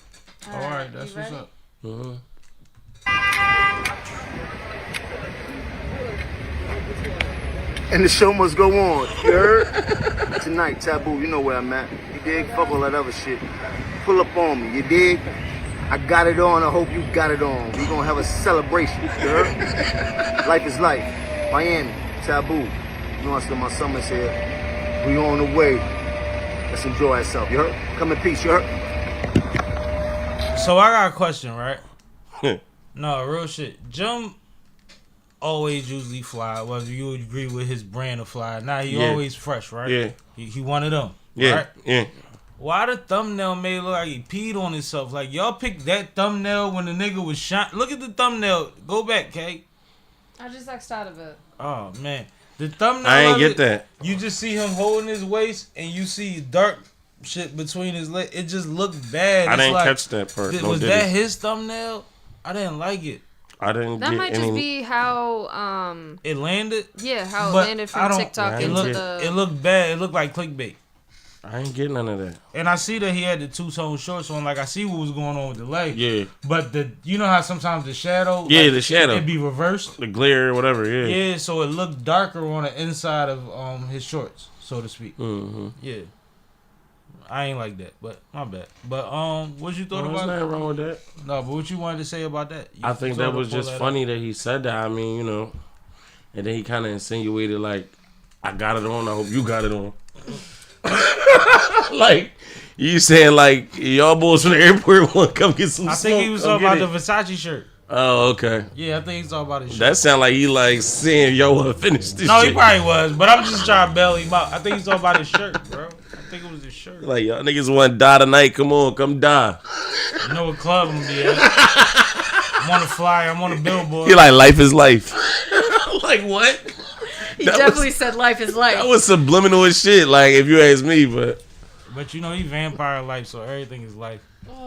man, that shit is crazy. What else we doing, man? What else we got going on? Where you want to go next? You want to go into the beef? You want to go into the Met Gala? You can get Met Gala out the way. All right. Then we'll go into the beef. This is a K topic. I got a freestyle topic I want to talk about. All right, we'll get to that. Yeah, of course. Whenever you say Met Gala 2024, presented by the K. the K.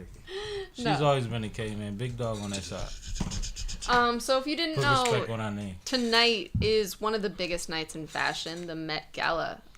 So the red carpet just started at 6 p.m.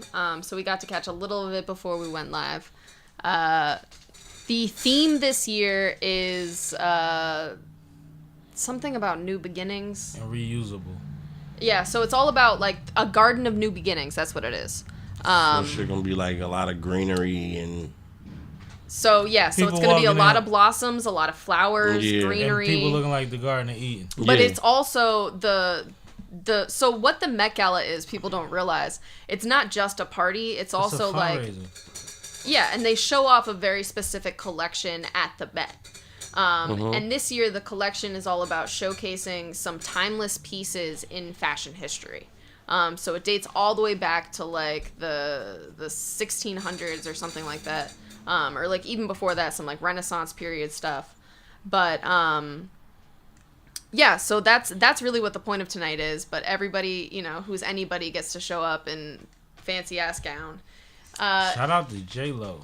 Yeah, shout out to J-Lo. I saw She looked amazing. Lord. 50 plus. My favorite dress that I got to see Money. What's that? so far was Mindy, what's her last name? Cowling or something like that? Mindy Cowling. She wore an Indian designer because both of her parents are Indian.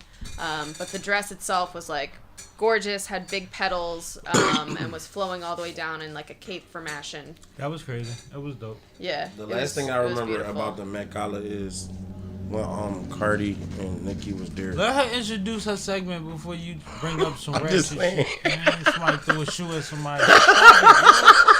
Stop, yo. You battle rap niggas, man. Go ahead, K. No, that was all I had to say. I was just saying it was something He that trying to happened at make the it. Met Gala That happened before. 8 years ago. Yo, go ahead, K.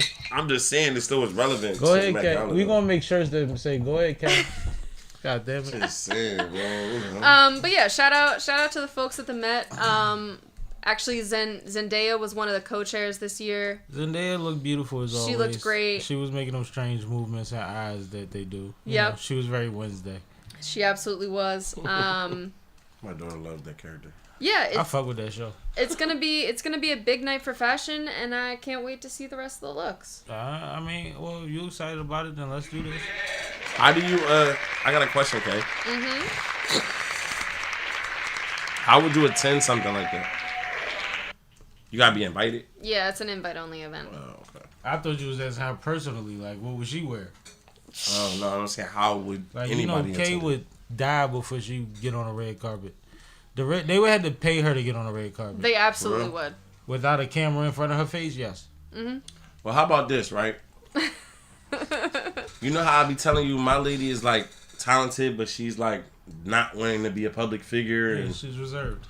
yeah, she's somewhat reserved, but then she just went to Miami last week and got into a twerk contest and won.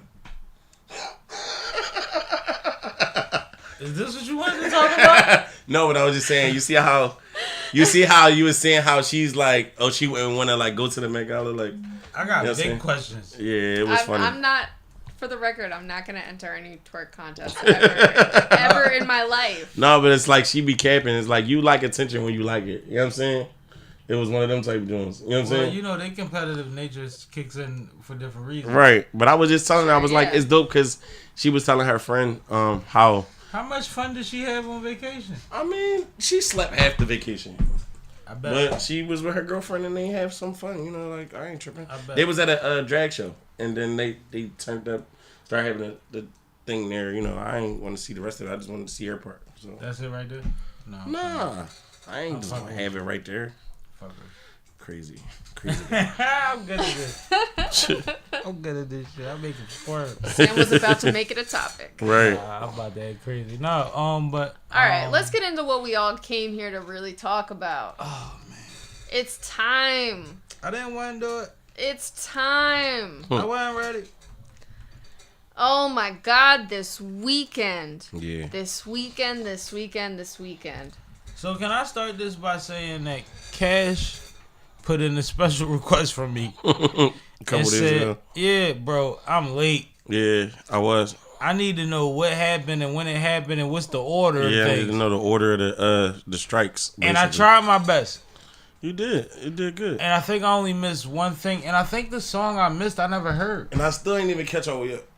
But we talking about the KDot and Drake situation. Go ahead, K. I just wanted y'all to know that I got Cash caught up as far as he caught up. 'Cause Yeah. I'm a good friend. I think I finished that Euphoria still. Yo, you went crazy over Euphoria. You Go did. ahead. No, you did. Oh yeah, but it was crazy. All right. So if you have not been following the Drake versus Kendrick Lamar rap beef, then you probably not our audience. But go ahead. True. Probably not our audience. But this weekend a lot happened. So we were at Euphoria going into the weekend. Right. And then Kendrick drops 616 in LA. Mm-hmm. And Buried Alive somewhere happened in there. I actually don't know what that is. I haven't heard it. I'm looking for it as we speak. But Drake drops Family Matters. Mm-hmm. Kendrick, an hour later, drops Meet the Grams. And I found out both of these dropped when I woke up in the middle of the night to take a shit. Wait, hold on. You wake up in the middle of the night to take a shit? Sometimes you wake up on the go. And I woke up and I sat there and I listened to both of these motherfuckers. That's and went crazy. back to bed. That's deep. Okay, Yeah, well, so you know. Drake was the one that dropped Buried Alive Interlude Part 2. Mm-hmm. I didn't hear that. Yeah, me neither. But anyway, so I was at Family Matters. Drake drops Family Matters. And then Kendrick comes back with Meet the Grams, in which he says stuff about Drake having a daughter that we don't know about. He also talks about Drake being a pedophile. Yeah, that's the crazy shit. I think that's the one where if you watch the YouTube video, it's the house with all the red tags on it. Mm-hmm. At first, I didn't know what the fuck that meant. No, that's not that one. It's not that That's one. not It's not that one? No. No, that's not that one. That's No. a different one. Okay. Yep, that's not like When us. I first saw that imagery, I was like, "What the fuck does that mean? Is I that knew the what White that House?" was. That's not like us. Yeah, that was deep. So then, not Like even my a new full day Rich goes Jules. by. Oh, that's fine. It's Afrocentric. I'm black. Not even a full day goes by, and Kendrick drops again. He drops Not Like Us. The difference with Not Like Us is, number one, Mustard on the beat. Huh? right, Right. that part. And number two, Yeah, he makes it very clear in the lyrics of Not Like Us that he recorded this after Family Matters dropped. Absolutely. And on top of that, on Not Like Us, he mentions that he has 1, 2, 3, 4, 5 plus five More of More. these motherfuckers. to come. Niggas did an album on your nut ass. Yo. So with that drop, not only did Kendrick prove that he can come back within 24 hours if he feels like it, incorporate another industry dude that you used to be friends with, and then also tell you that he has plenty more in the tuck in case he doesn't feel like going to the studio that night. Yeah, that's crazy. So then, Drake decides to come back. This shit is so fun. With the It is. Heart I'm having the time of my life. Part 6. And now Drake on the Heart Part 6 reveals that he, well, I guess reveals is not the right word. Right, at all. Says Right. that he fed information to KDot's camp, specifically the 11-year-old alleged daughter. He denies the pedophile accusations, specifically bringing up Millie Brown, which I don't know where that First, came from. I know what that is. But go ahead. Denying anything on a track is crazy. The But funny- then he let also us finish. ends the song by kind of saying, "Oh, whoever leaked that stuff is pussy." So at first he says, "We leaked it," but then at the end he says, "Whoever leaked you that information Confusing. is pussy," which is a little hypocritical. that makes you the pussy Right, in your own song. right. My bad. So, I personally, now granted, I've been kind of favoring KDot throughout this entire battle. Just, again, he's more my style. Not a huge Drake fan, but especially not in terms of this back and forth.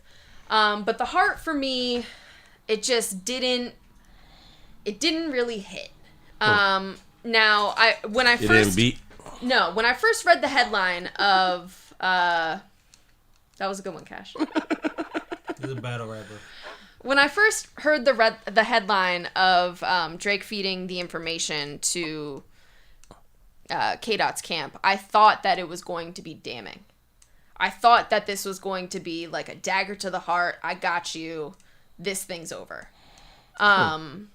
However, the way that he played it out on the track provided absolutely no evidence, absolutely no proof. Again, all those Instagram stories, he ain't put no proof. But when you defending yourself on a song, you lost. That's what somebody said. Charlamagne said that right before he dropped it. No, it wasn't Charlamagne. It was somebody. Well, Charlamagne probably said it, but he probably said that as well. Yeah. Somebody else said like, "Yo, so once he said you a pedophile, what do you say? I'm not." Yeah. And I was like, he actually did it.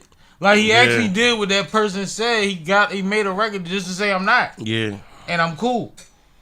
But go ahead, Kay, you done? You sound like you want to fence. I got a lot to say. Well, before we move on, right I want to move on from the heart, but I do want to go back to Not Like Us for a second, because there were some more clever things that KDot did on there, just to like really draw on the fact that anything you can do, I can do better. To me, that was the method of that song right there. He took what Drake did on Family Matters, and he completely spun it around on him. Like the part where he kind of stopped the lyrical diss style rapping to do some chanting that makes people want to dance, was mimicking what Drake did on that song. Right.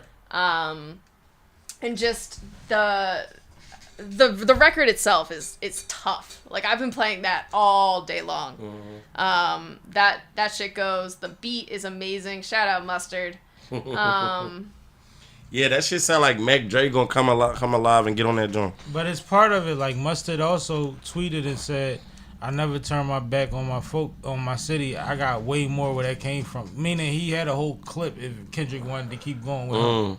So that means something too. Like that's not. I mean, like, fuck you, Canada, nigga. I'm rocking with my city. That mean this could get crazy because you know how he bringing it. But go ahead. So, and mind you, it sounded like Mustard mixed with Dr. Dre. But go ahead. Right. So I wanted to hear what you guys have thought. Of what happened this weekend specifically, and then your thoughts overall about how this has been playing out back and forth, and where you think we're at with it. Yeah. Every dog got his day, man. That's your summation of the situation? Yeah, I mean, as far as besides the specifics. I killed that summation of the situation. Besides the specifics, I hope Drake is really not a child molester. Right. What do you think about that part of it? Like niggas just trying to out-dirt each other. Wow. Yeah, that's what Charlamagne was saying. That is. And there's a nigga that's still out rapping while out-dirting, but it's still like a lot of dirt. Yeah, and it's like, I know. Like this is what they call tea. It's hard. Yeah, and I hate rappers. The crazy thing is, I just went through a real situation like that myself. But like it wasn't no rap music involved in it though. But I mean, it's part of battling because I do it all the time. You know, like. I mean, a lot of times, though, in battle rap, it's just like your own creative correlations, though. It's not like I really know this information about you and let me just spew it and say it. You know what I mean? Like, so it does get a little catty. Like, when you just see, like, two men trying to... Can I distinguish between battle rap and them is that, like... They're super... We're going to judge Drake on waving the white flag, right? Yeah. I believe that the reason he waved the white flag is because Kendrick proved to be powerful enough to have a big enough voice that he can soil the Drake brand. And people behind. So what do you mean, like wave the white flag though? Yeah, because I didn't cover that part. My bad. So at the end of The Heart, what Drake basically says is that he's kind of over this back and forth. He ain't doing it no more. He actually said that he enjoyed Not Like Us and he wanted to dance along with it. He kind of pulled a little bit of a J. Cole. I wanted to dance to it, but you triple down on some bullshit. Like, that's what he said. Yeah. So he kind of pulled a little bit of a J. Cole at the end where he left the door open for fans to assume that he might be done going back and forth here. And that's what I'm saying. When you say that, what do you say besides being in the fight and saying, hey, everybody, I'm about to get knocked out? Or you just lay down? Which one is it? I mean, you started the dirt first. Yeah. And you alluded to the fact that, yo, I don't want to keep doing this because clearly you have an album worth of shit that you want to do with this. Mm-hmm. But you were the one telling him he was taking too long to drop. You on the clock. We waiting on you. You was the one doing that. And remember, back on Euphoria, And you was taunting the Pitbull. KDot's whole thing was, don't tell no Don't lies tell about me. me, and I won't Don't tell tell no truth truth about about you. you. Woo, that is So he prevalent. told him, if you start, you know, Don't spewing tell no this lies type of about me. stuff, And I Because you won't know tell no what? truth Did you about know? you. Because That's you know who? crazy. Did you know what? Well, Would you know who? Let's keep that between me and you for now.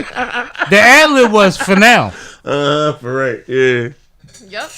It's crazy. I just had a similar situation like that, but I'm not gonna talk about it because I don't want stop nobody to bringing it get up. hurt. Just You know what I'm stop bringing saying? it up. Because niggas will get hurt, but I'm just saying, you know. No, I know what you're talking about. Stop bringing it up. But no, I heard the story. Trust me. So anyway, Sam, the you first time he said it, I didn't realize. The second time he said it, I'm like, I know what he's talking about. You were talking about the white flag situation. Yeah, so like, we're gonna look at it as a white flag, and that's gonna mean that he surrendered the battle, but he was losing the battle. He was losing the war anyway, right? But It's like taking a knee when you're getting punched on in the corner. I think that things are going to get overlooked, right? I think that a majority of the people don't give a fuck. It's not their business and don't care about the fact that he is a huge brand. So even if, say for sake, like, and I don't believe that because I believe he would have evidence. Say he did feed Kendrick that shit. Kendrick's appeal with it, what he did with that information, which I think should still count. Even if this shit ain't true information. If you're saying you gave it to him, did you see what he did with that shit? Yeah. That shit is flawless. That shit is Mr. Miyagi. You know what I mean? Like this Kung Fu Kenny for real. And it's not like you came out. It's not like you pulled an Eminem and 8 Mile and said it in the raps. And then burned he it said out. it again. No, it didn't happen like that. No, like, and I don't believe that. Who It's a gives lie. somebody? That's Bro, we in a digital age. You'd have recorded yourself telling a nigga to send a text message. facts, and you would have played it. You know what I'm It's saying? simple. It's simple, especially at something at this level. That's like me having a battle and then DMing somebody some fake information so they can use it and then I can rebuttal it. But if you lose at that, does it matter? Then I look stupid. You just gave them more ammo. Yeah. A nigga might have been sitting in his crib saying, what else can I talk about? Right. And you that's gave the him an thing. idea. You gave it to him. Plus, I think what else is going to get overlooked is that Drake battles weird. I think that, like, the things he thinks is important and the things he wants to touch on, it's like, bro, you corny. Like, nobody cares, bro. Bro, like, when, no bullshit. Like, And why did you drag Dave Free name out like that? And why was you fishing for another back-to-back? I think he caught back-to-back by accident. When he did back-to-back, I thought it was corny.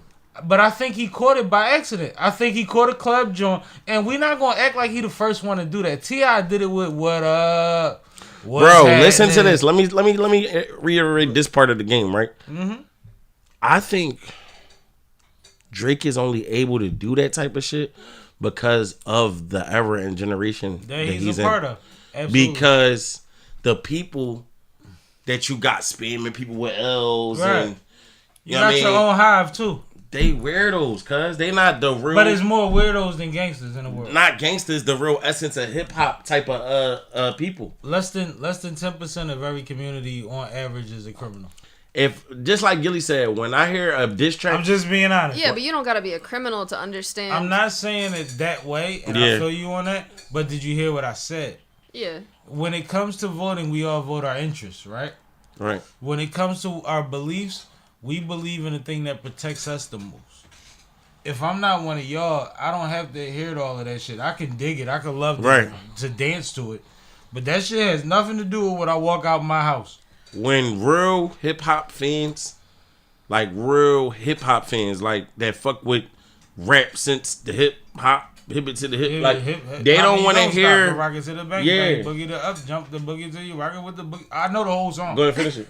Now what you hear is So we can touch out, rock so they can to the freestyle your beat. age. No, like I'm one of them, bro. No, I When know, the house I was know my you house, I is. was the Kid Rocket show. Nah, no, but what I'm saying is, when we hear about a battle or a beef, we don't want to hear no melodies for real. You know what I'm saying? Well, you know what's crazy? Kendrick caught 2 club bangers, and I don't think Drake caught one. I Yeah. think he fished for one. Yeah. Too much. I think he fished He even twice. beat him at his own game. I think he fished twice Yeah. to get one, and it wasn't what he thought it would be. Cause that dun, dun, dun, dun, when I first heard it, I was like, this don't sound like a no diss track. You know what I'm saying? Mm-hmm. This sound like some Mac Dre the Bay type shit, like some shit from San Francisco. But at the same time, he killed it. So, I don't know, man. Yo, I think that KDot won by a landslide. I think once niggas got over the like, yo, he ain't say nothing yet for the 17 days or whatever they counted it as, because you know niggas had a timer running. Yeah. But whatever that period was, I think once he got back from that point, it was like, no, now my battleship is strategically outside of your fucking plantation. Mm-hmm. So you think he gonna let it go? Or you think he gonna keep I on? want him to drop another one because I feel like He gotta like put First his of foot all, on his chest. I understand the 48 laws of power, but you know me, I don't abide by those. Mm-hmm. I feel like he still get one. I feel like if the niggas say I ain't gonna do nothing, all right, don't do nothing after I do this one. Yeah. Then. Let me get the last word. The last hit. Let me wrap this shit up. Let me give you the yearly wrap up like niggas get. No, You yeah, know that's what I like mean? that's like getting into a back and forth and then hitting you and saying, all right, I don't want to fight no more. No. Even dig it. In J. Cole's apology, he said, I'm gonna stick my chin out. Take your best shot. I ain't gonna say nothing. Yeah. That's what you owe a motherfucker If once we went there Yeah. and you like, no, I'm falling back. No, you don't get to get Yeah. me. I'm not gonna shoot your people's crib up no more. But somebody gotta get stabbed or something. What the fuck? You give my hit back. Like you ain't gonna just like what? Yeah. Tell me who broke in the crib. He said, wow. Get me the nigga that broke in the crib or something, nigga. I What don't the know. I fuck wanna was put that on noise? The soundboard. Right, you heard that shit? I definitely did. See, that's you know what just happened, and I'm sorry. I apologize, audience. Y'all always hear Sipping with Sammy, Sam Malone, Barstool, Rube.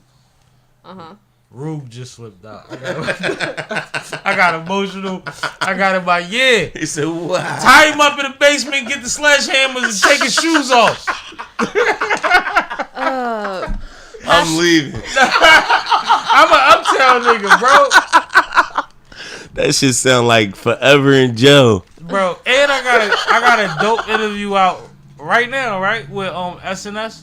Yeah, Shout dropped out last to that. Thursday. Shout out to SNS, man. His dad is the legendary DJ SNS. Icy Gang. Icy Gang. Also, part of that mixtape movement that we love so much. His pop was a major part of that. And he's still out here shaking. Shout They out got to a that. dope interview on My Expert Opinion with Mav Hoffa. Oh, that's crazy. And I've been met him, and I couldn't remember where, so I'm watching the joint, and I reached out to him, and he's like, bro, I'll be in Philly such and such. And he pulled up, and he gave us that energy. Absolutely. But I ain't gonna lie, I kept it G.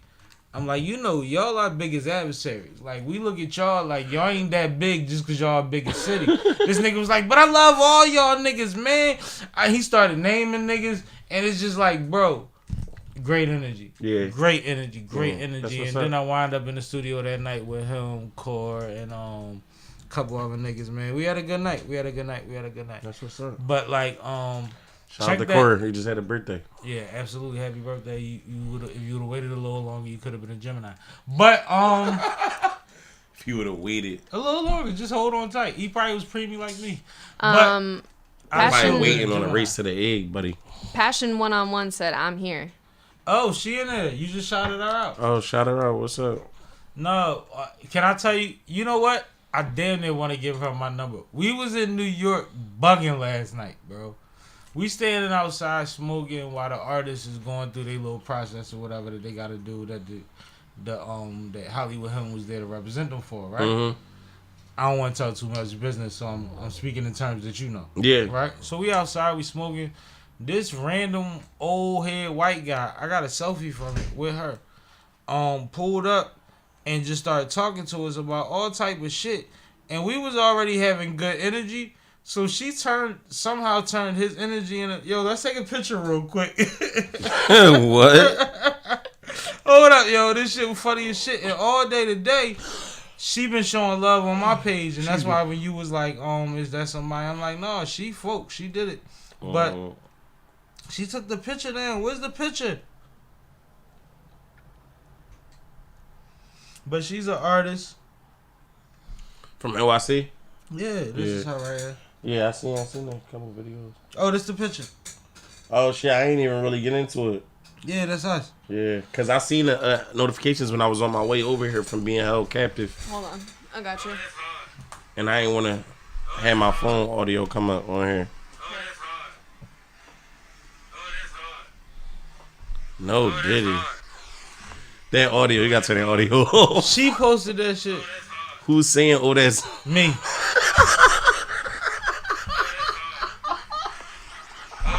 No, but like, and you know what's crazy, bro?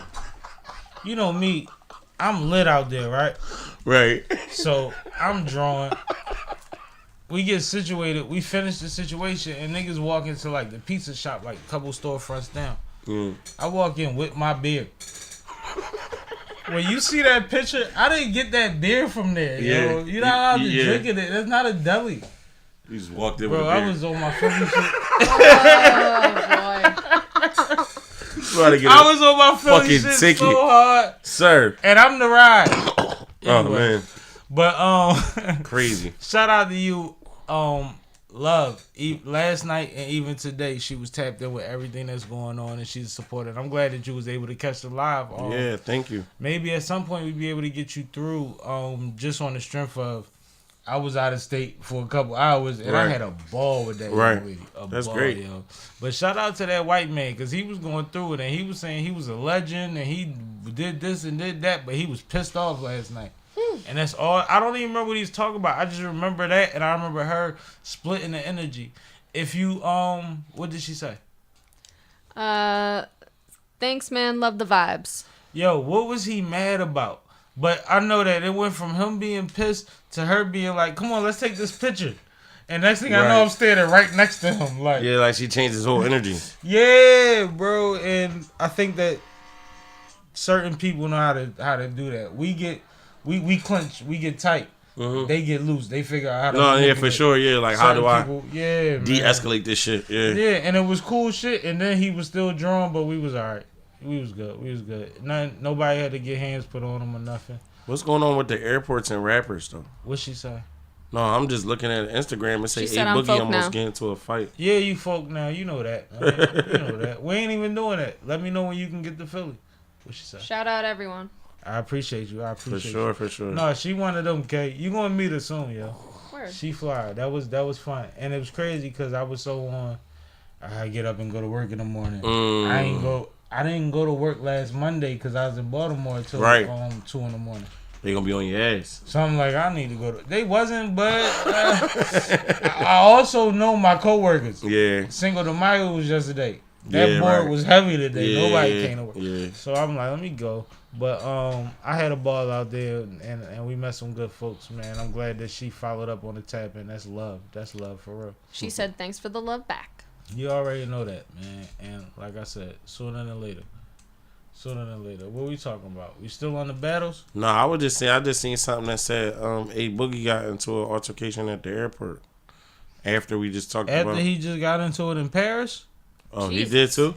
Yeah, he had a situation in Paris where he was he wasn't, I don't think he was booked for the club, but he had a performance that night, and then he went to the club in Paris like afterwards, and he walks up with a champagne bottle. And it's not clear what they're hassling him over, but what I hear is that when you in these other countries, they don't treat stars like they treat stars here. Yeah, they don't. You know what I mean? Yeah. So it might have been about the bottle. It might have been about the hold up. Let me make sure you good. Yeah. You know what I mean? Yeah. Type of thing. And he wanted to get in there. But at some point, they told him his bottle was a problem. So he puts his bottle to the side. And it's like on a wall, like a ledge, right? And he's standing there. He's waiting for them to let him in. And his entourage, security, whoever is arguing with the people. And he's in the middle. And you could just see his face. One, he looked like he groovy. as fuck. Yeah. Which is, you know, he just got off stage. Cool. Yeah. 2, he looked like he's scoping, like he's trying to make a decision. And then he said, yo, we out. And they like, all right, we out. You know how it go. Yeah. So they all go back to the sprinter. He get back in the sprinter, and then he like, oh shit, my bottle. Mm-hmm. So everybody was like, no, I'll go get the bottle. He like, no, fuck that. I'm going to go get my bottle. So when he goes to get his bottle, now he's at the outside of the gate to the entrance. To the security, it might have looked like he was trying to slide back in. Because he walks right next to them to grab the bottle. Yeah, right. You see what I'm saying? So they overreact. What are you doing? You coming back for more? Then it got crazy, and then everybody got maced. And then he walks away, and then he like, no, fuck that, yo. Why they treating me like that? And then they go back, and they wind up throwing shit at... It wound up being crazy. But it was just one of those things where it was like, one, his people did the right thing. They tried to keep him out of harm's way the whole time. But it was just weird because I don't think he understood where the energy was coming from, and he was on than a motherfucker.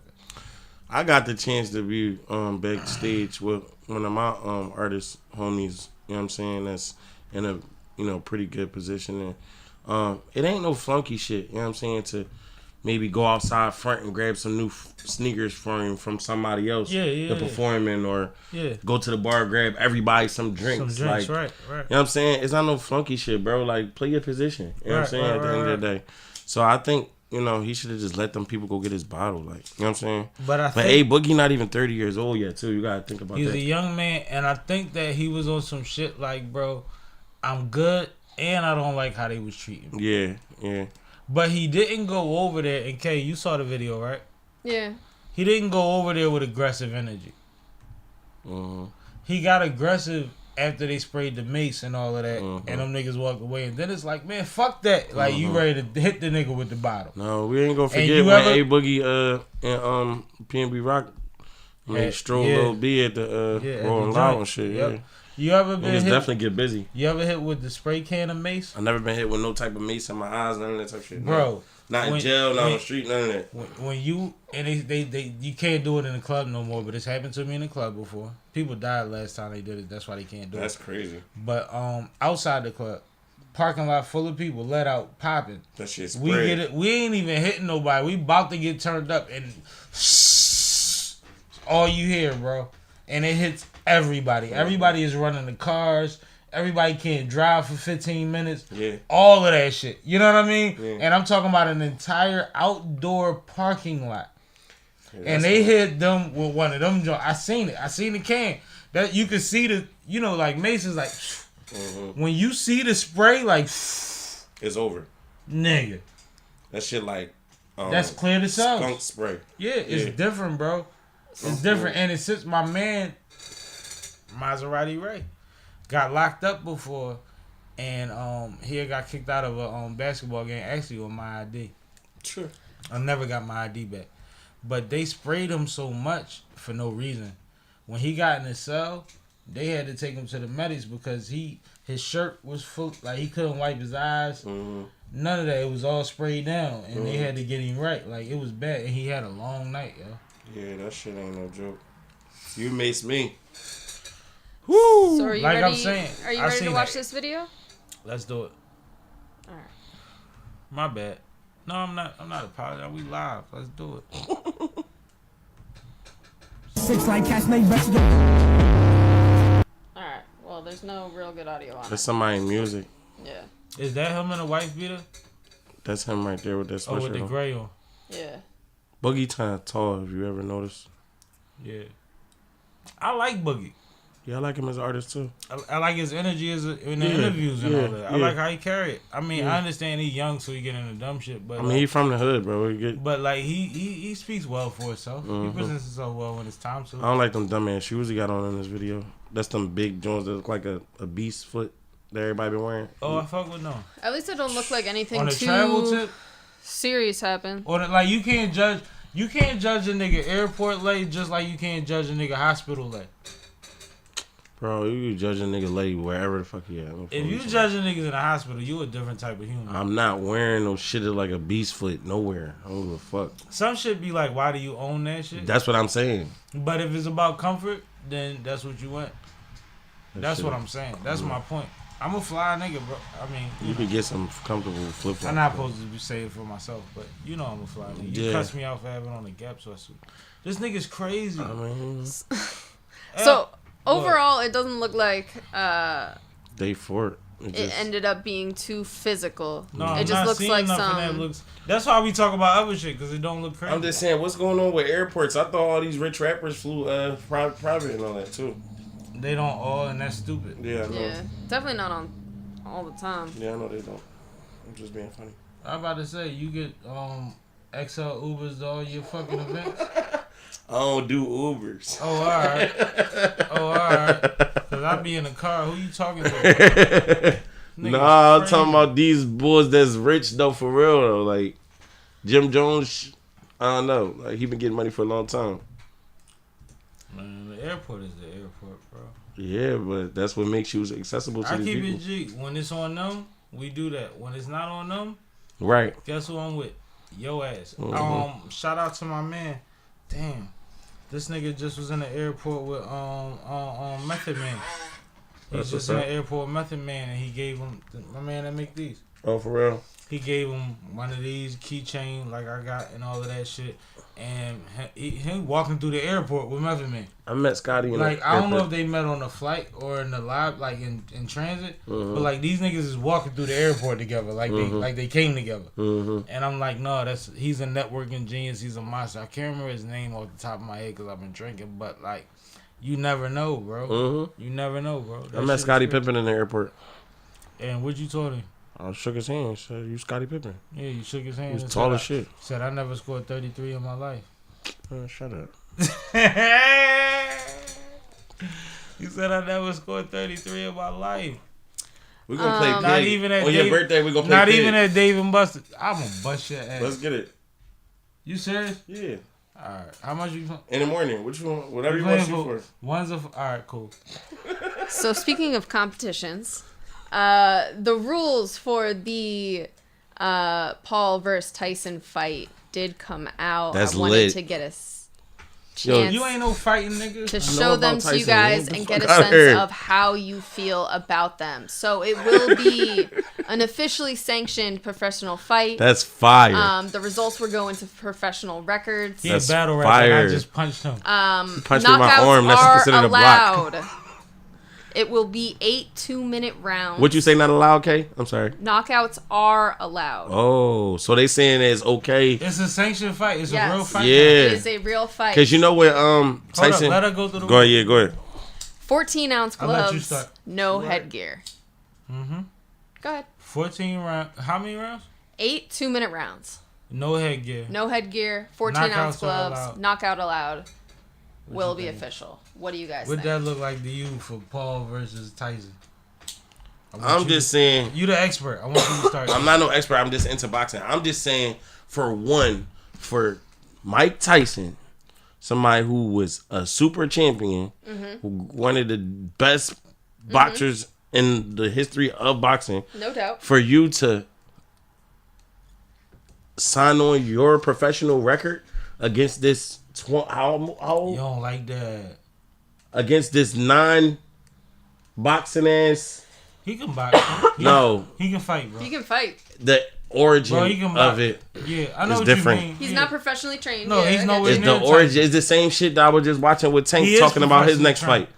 It's a difference when you eat, sleep, shit, breathe that thing. You know what I'm saying? Whatever it is. Versus somebody who got into it recently. You know what I'm saying? Bull got how many fights he got? Okay, we had to look Under at it. 20? Yeah, absolutely. Yeah. Tyson's record is what? Nigga. 50 and something. And Tyson's lost quite a few. And not to mention an amateur record. You know what I'm saying? Yeah. He ain't I know lose what more you than mean. 10 Nah. or Oh. more than 5. I don't think. It might be more than 5. It might be I don't like, think it's more than it's 10. under 10 though. I don't think it's more So- than 5. So for his integrity, for him to do that, is to make the stakes bigger. But You know what I'm saying? 14-ounce gloves. That don't make a difference? Oh, what is that That is in comparison I to think normal? Normal because is 8. you can do Okay. 8. A lot of times it's 12. A lot of times it's 10. So 14, I think that's more safe. Exactly. But Hello. you talking about Mike Tyson here. Who has reflexes and fucking muscle? You seen this memory. nigga spar? You talking about muscle memory and all that shit? Yeah, like come on, bro. One good uppercut hook joint, like So flush. do these what I'm rules saying is- make you more excited to see it? Yeah, for sure. Yeah, absolutely. For sure. Yeah. I was excited when you sent it to me. Yeah. It She the definitely one that makes it. told me about it. Nah, I seen it on my own. I was like, damn, he gonna I was open up at his work. record for That this shit guy. popped up. I was like, oh, that's crazy. But in the same breath of that, it makes it better for Jake Paul if he win. Did you see Say what he Roy? actually beat Mike Tyson? Did you see what Roy Jones told Cameron and them? What? I didn't see it. He said, I fought an old Mike Tyson. He said, I thought he was going to burn out. He said, bro, this shit crazy. Yeah. He's like, it's And you know they had an And- agreement in hold they on, fight. hold on. We talking about Roy Jones. Yeah, Roy was We that talking nigga. about one of the fast nigga that fought like this. Knock niggas the fuck out. Like this. You know what I'm saying? Like, what we talking about? So it's like, I don't think a few years later much changes when you say I can knock this white boy out. Mm-hmm. But I also remember when Sticky Fingers fought the white boy on MTV. And I was like, Sticky gonna run through him. He a gangster. And Sticky had the gloves on and the boy was whooping his ass. I mean, this is all I'm saying. Something Palooza. If I don't know, if he don't get him out of here, Everybody's banking on Tyson getting tired. yeah, that's what I'm saying. And I'm telling you, Roy said that's not a thing. Oh, so when they think he might be tired, he still might be there. Like, that's what So I'm I telling mean, you. he might try to, you know, try to rock him to sleep a little bit. I don't think he's gonna go out there and look like the old Tyson that used to come out and throw 50 punches in the first round. How do you throw a half a punch without hurting yourself? No, I ain't saying that. I'm saying just No. not. But my point is, how do you throw a Yeah, half? that shit when gonna still have the same thing on when it. you a lion, right? Yeah, he get caught, it's over. That's what I think. I'm sorry. And you know, it's something called dexterity. Like the older you get, the stronger your fucking punches and shit is. Look Like at you. what? But I don't know. I don't know what's gonna happen. Well, the thing is, you turn more into concrete, but Yeah. you're way less rubber at that point. Yeah, I get it. Just like your children. You see it every day. Mhm. Like, how the fuck? Yeah. They rubber. Yeah, facts. I seen they is like I seen this Instagram video. This swimming instructor, he tossed the baby like my son size into the pool and then just spun him around in the water. And young boy didn't like panic or drown or nothing. You ain't got nothing to be afraid of. That The shit older crazy. you get, the more you afraid of. Yeah, that's crazy. It's a lot of people that did ride roller coasters when they was kids and they don't do it no more. Mm-hmm. See what I'm saying? Mm-hmm. But yeah, Yeah. I think Go ahead. it's gonna be exciting. I definitely want to see that, and I definitely want to see that Frank Martin and Tank fight. That's gonna be crazy too. What you think about that?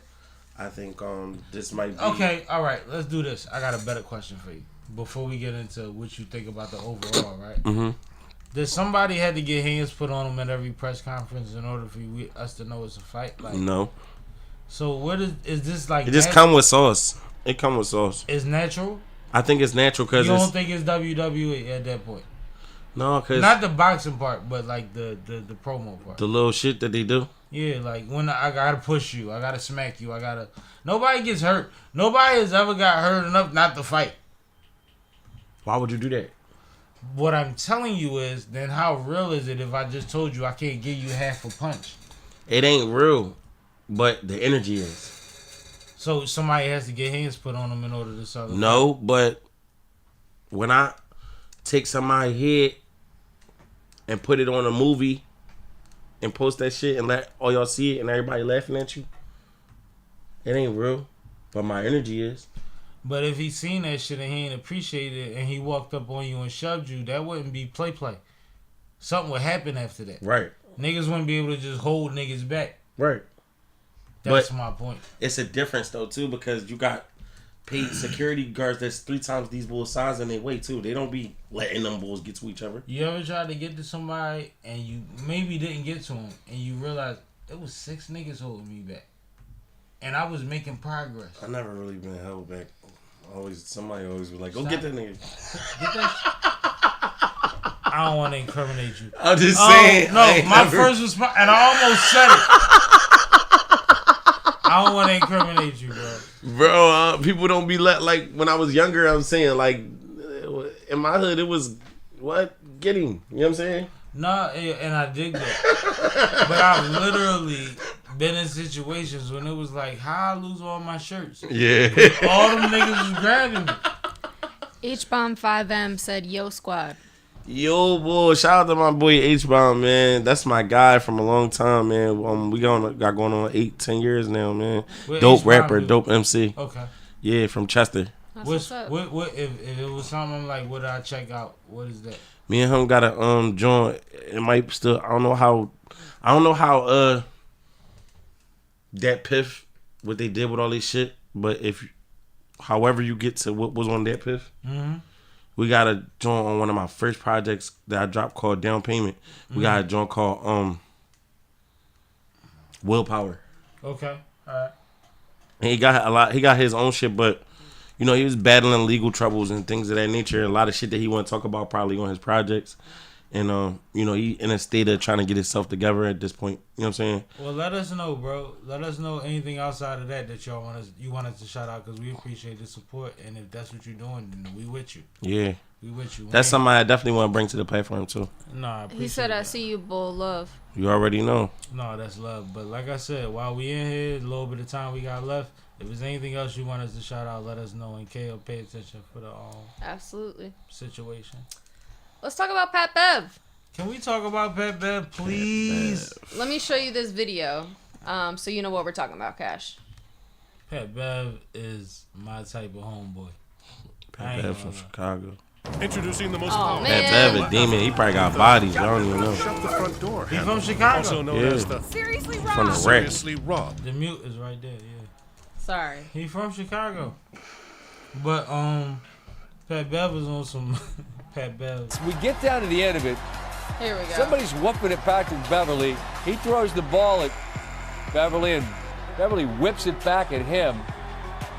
His teammates have got to step in, and we know that that's a ferocious competitor. I don't know what was said, but you can't be whipping the ball at somebody in the front row. Yeah. So what happens is Pat Bev throws the basketball in the crowd, and he hits a woman first. Then the guy next to her gathers the ball, and Pat Bev is like, throw it back, throw it back. He throws it back to him, and Pat hits him with the ball, which makes it seem like he was the intended target. Right. You are an NBA player Yeah, during the tweaking. playoffs on the most watched games of the season, and you are playing Tweaking. tetherball. What are we doing? You tweaking, homie.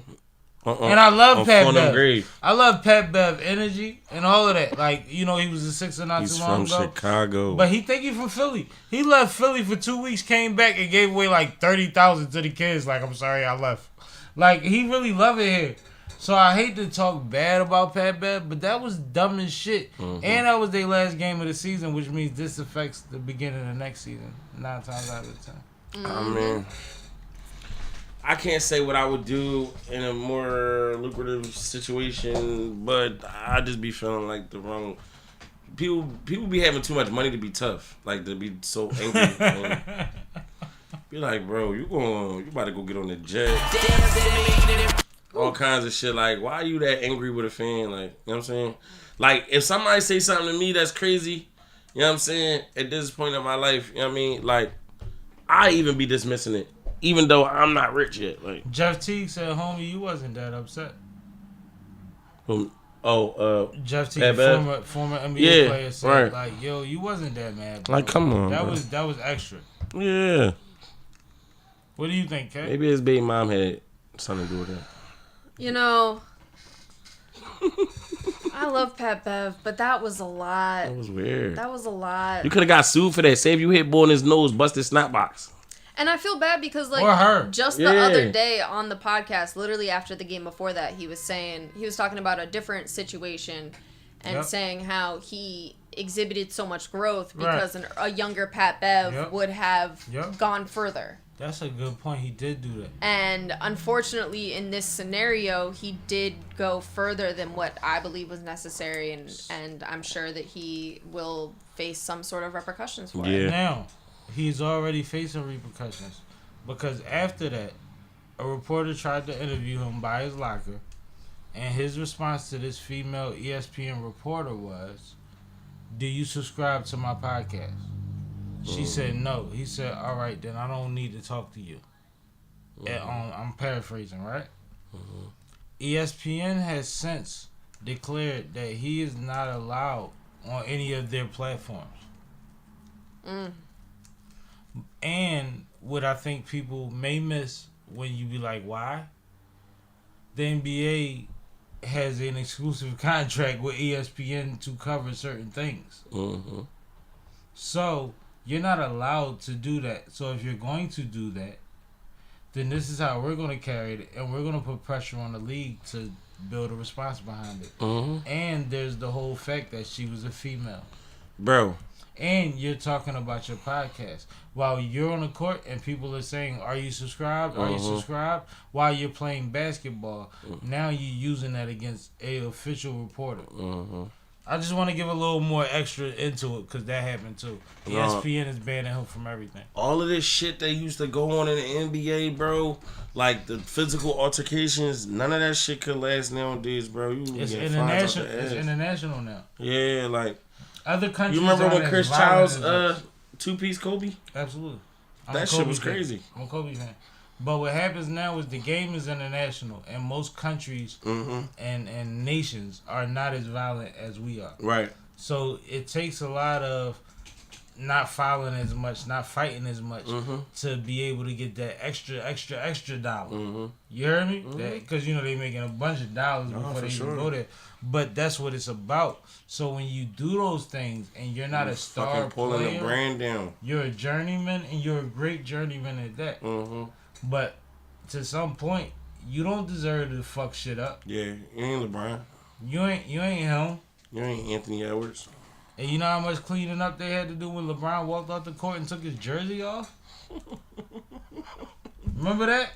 Yeah. Like, be for real. Damn, look at Pat Riley. That's crazy. Yeah. We getting into the Pat shit? Might as well. Let's do it.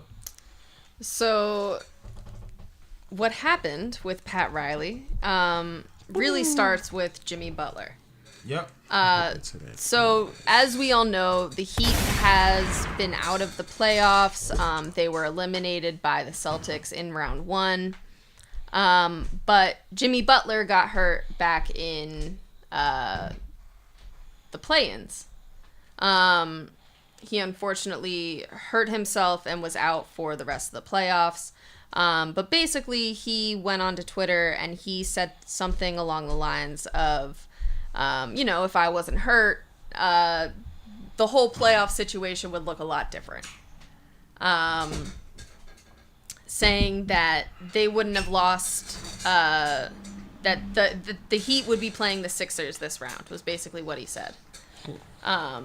So Pat Riley then goes on in a press conference to say Jimmy Butler should keep his mouth shut. No, he said he should shut up. Wow. He said if you weren't playing, then you should shut up. Yep.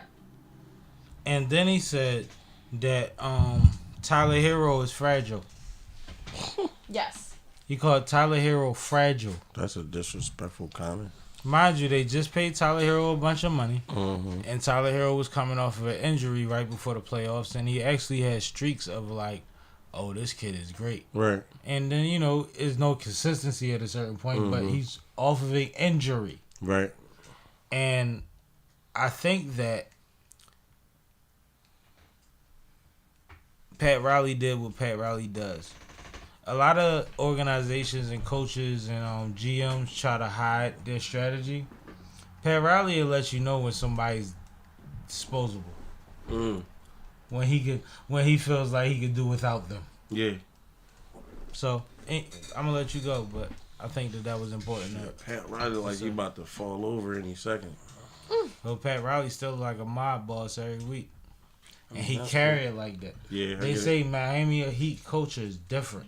Like when they do shoot arounds, you gotta have your shirt tucked in and all of that. It's uniform. Everybody lines up, and we don't get on the court until the other team gets off the court during shoot arounds. Before the shoot around that you see before the game.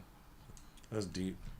I heard Carmelo say, "Man, we used to have Air Force Ones on. We used to be like, when Miami walked in, they made us clear the court. We couldn't extend the shoot around and none of that shit. And them motherfuckers stood there in line like children or soldiers." Yeah. Until we cleared the court, and they all was uniform. That's not even NBA culture. That's Miami. Right. That's Miami Heat culture. Yeah. That's Pat Riley mob shit. Yeah. That's what I'm saying. I get it. You see what I'm saying? He running tight shit. So when he say something, he don't mince words. He chooses his words specifically. He know how to do it. You are amazing. Okay, what do you think? I get it. No, I think you're absolutely correct. I think that's exactly what that was. He was showing that Jimmy Butler is dispensable. He was showing his frustration with Tyler Hero. And I'm curious to see how the players will end up responding to this. To be honest, I don't know that Jimmy Butler will continue to be with the Heat next year. We'll see. So does that help the Sixers? Because you said earlier he's one of the three. So the fact that he said that, does that make you feel like, well, at least if all things fail, we can get Butler back? You know, it's a little early for me to be having that attitude towards the Yeah, offseason he's funny right as now. shit. A little too early. Yeah. A little too early for me to be having that attitude towards the offseason. Yo, you and Treasure Wilson, man. You and Treasure Wilson. So before we get out of here, I did want to mention one more thing. Two more things. The Derby is coming up this Saturday, May 11th, on Frankfurt Avenue between York and Huntingdon. I thought it was the 10th. Okay, cool. Kay, you really like Kensington, don't you? I really work in Kensington. So this is actually my, I believe, 10th Derby that I have been a part of, that I've been planning. So I'm very excited. This is our first year on Frankfurt Avenue. And yeah, we're expecting a great turnout. You know, pray for the weather. And the weather's always weird on that. It's a bike derby? Yeah, so the way that it works, it is a arts festival with a stage and a DJ stage, and then there's also a parade of human-powered vehicles that go through an urban obstacle course throughout the neighborhood. So teams get together and like weld bikes or create contraptions like the ones that you see here, and they go through different obstacles, and then end in a mud pit. Which try is to get through the mud pit. Yeah. Oh, that's fire. So and everybody falls. It's hilarious. They compete for different prizes, and one of those prizes is best breakdown. So I'm guessing that part of it is going to be like where all the people congregate at? Yeah. No, that's the highlight. It's lit during that. Yeah. It could be raining and they out there. So the Derby itself will kick off at 2 p.m. and the mud pit will be at 3 with the award ceremony right afterwards. That's cool. And SippinWitSammie will be hosting the main stage. Oh, that's super lit. Oh, stage managing. I'm coming through with a freestyle. No, it's not like that. No, you're not. No, I'm fucking with you, bro. It's not like that. No, you're not at all. Come through, give me the mic. Yo, I was on the block all night. You stupid as shit. I ain't gonna lie, and man, I ain't gonna say no names, but I done gave people opportunities on these stages, and they done. For real? Yeah, we done did situations where it might be 5,000-10,000 people, and that's basically your audition to know if I could put you in front of 60,000. Yeah. And people have blown it. 20 to 60,000, but you know what I mean. Like the max is 60, depending on the event. And depending on what you can provide. We all artists. Right. You don't got nothing that fit this crowd. Well, right. That's what Yeah. But, you know. I just asked you to perform for some kids and you said, oh. I said, no. And in a real way, no. But that's me being genuine about knowing what I would want to bring to the situation. No, I get it. Yeah. I'm not trying to be fake. No, I get it.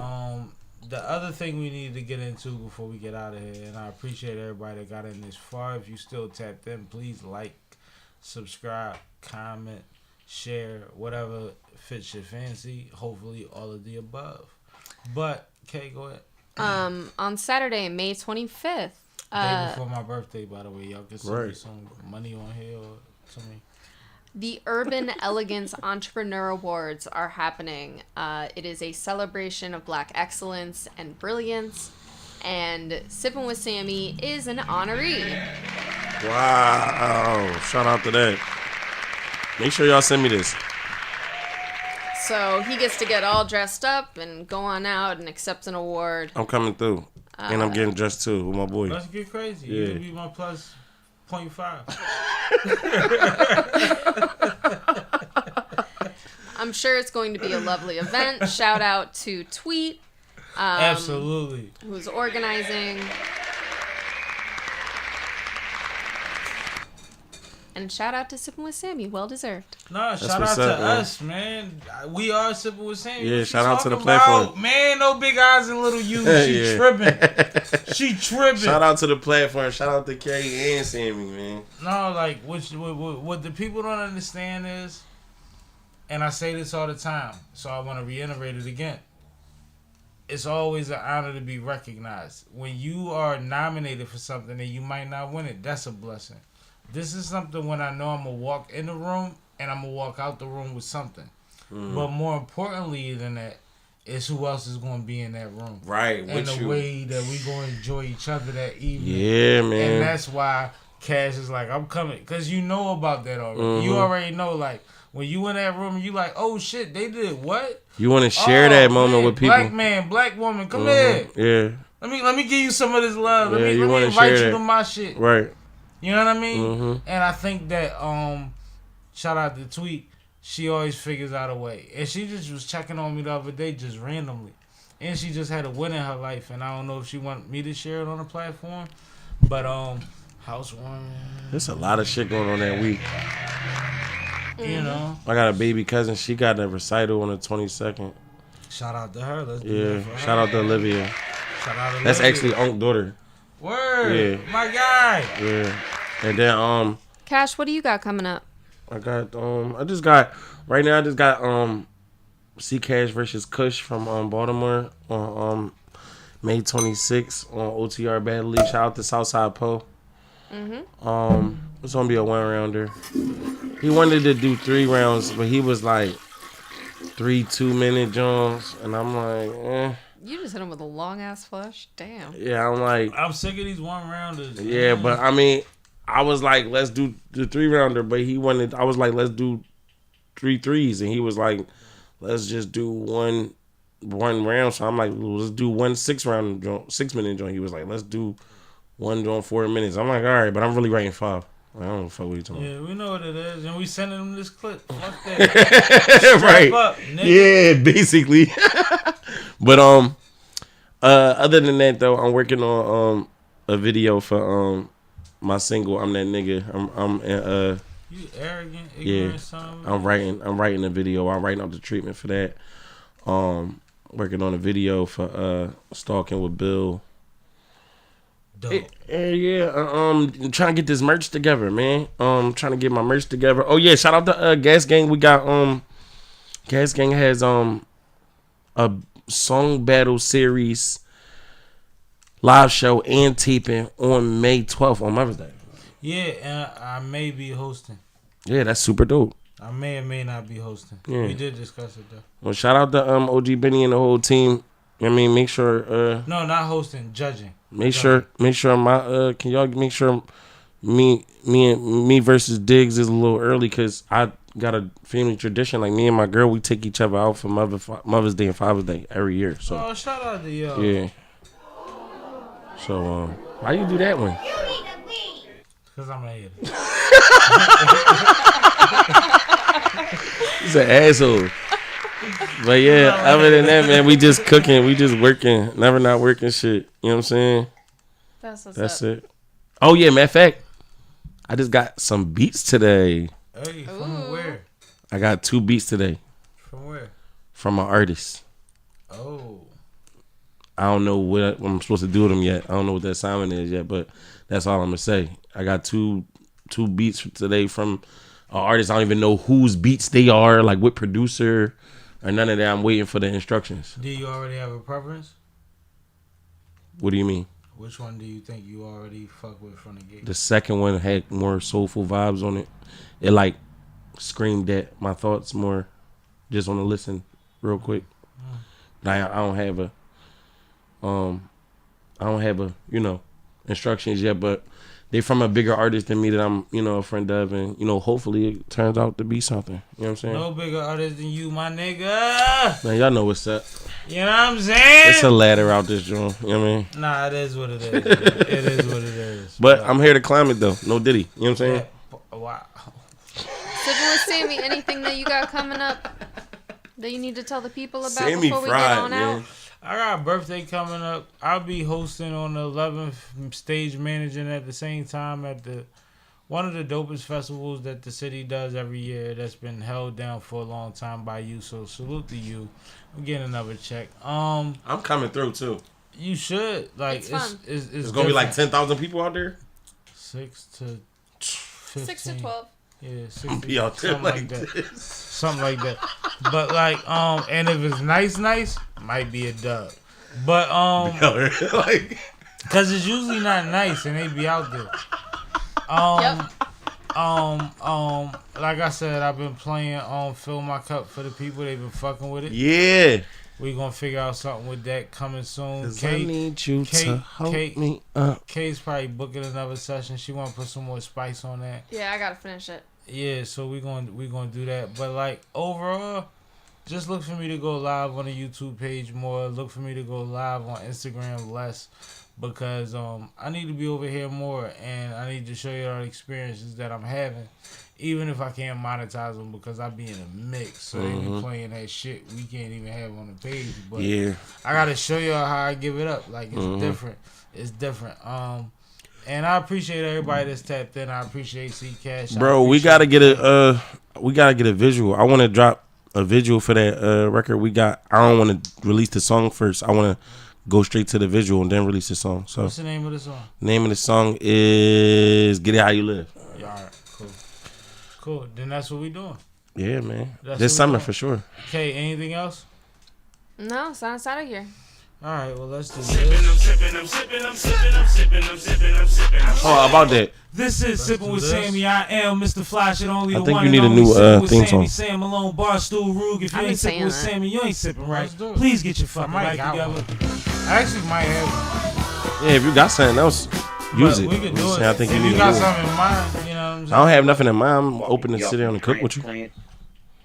Move the fuck out. Get out of our fucking city. You ain't even fucking born here. Tired of you motherfuckers.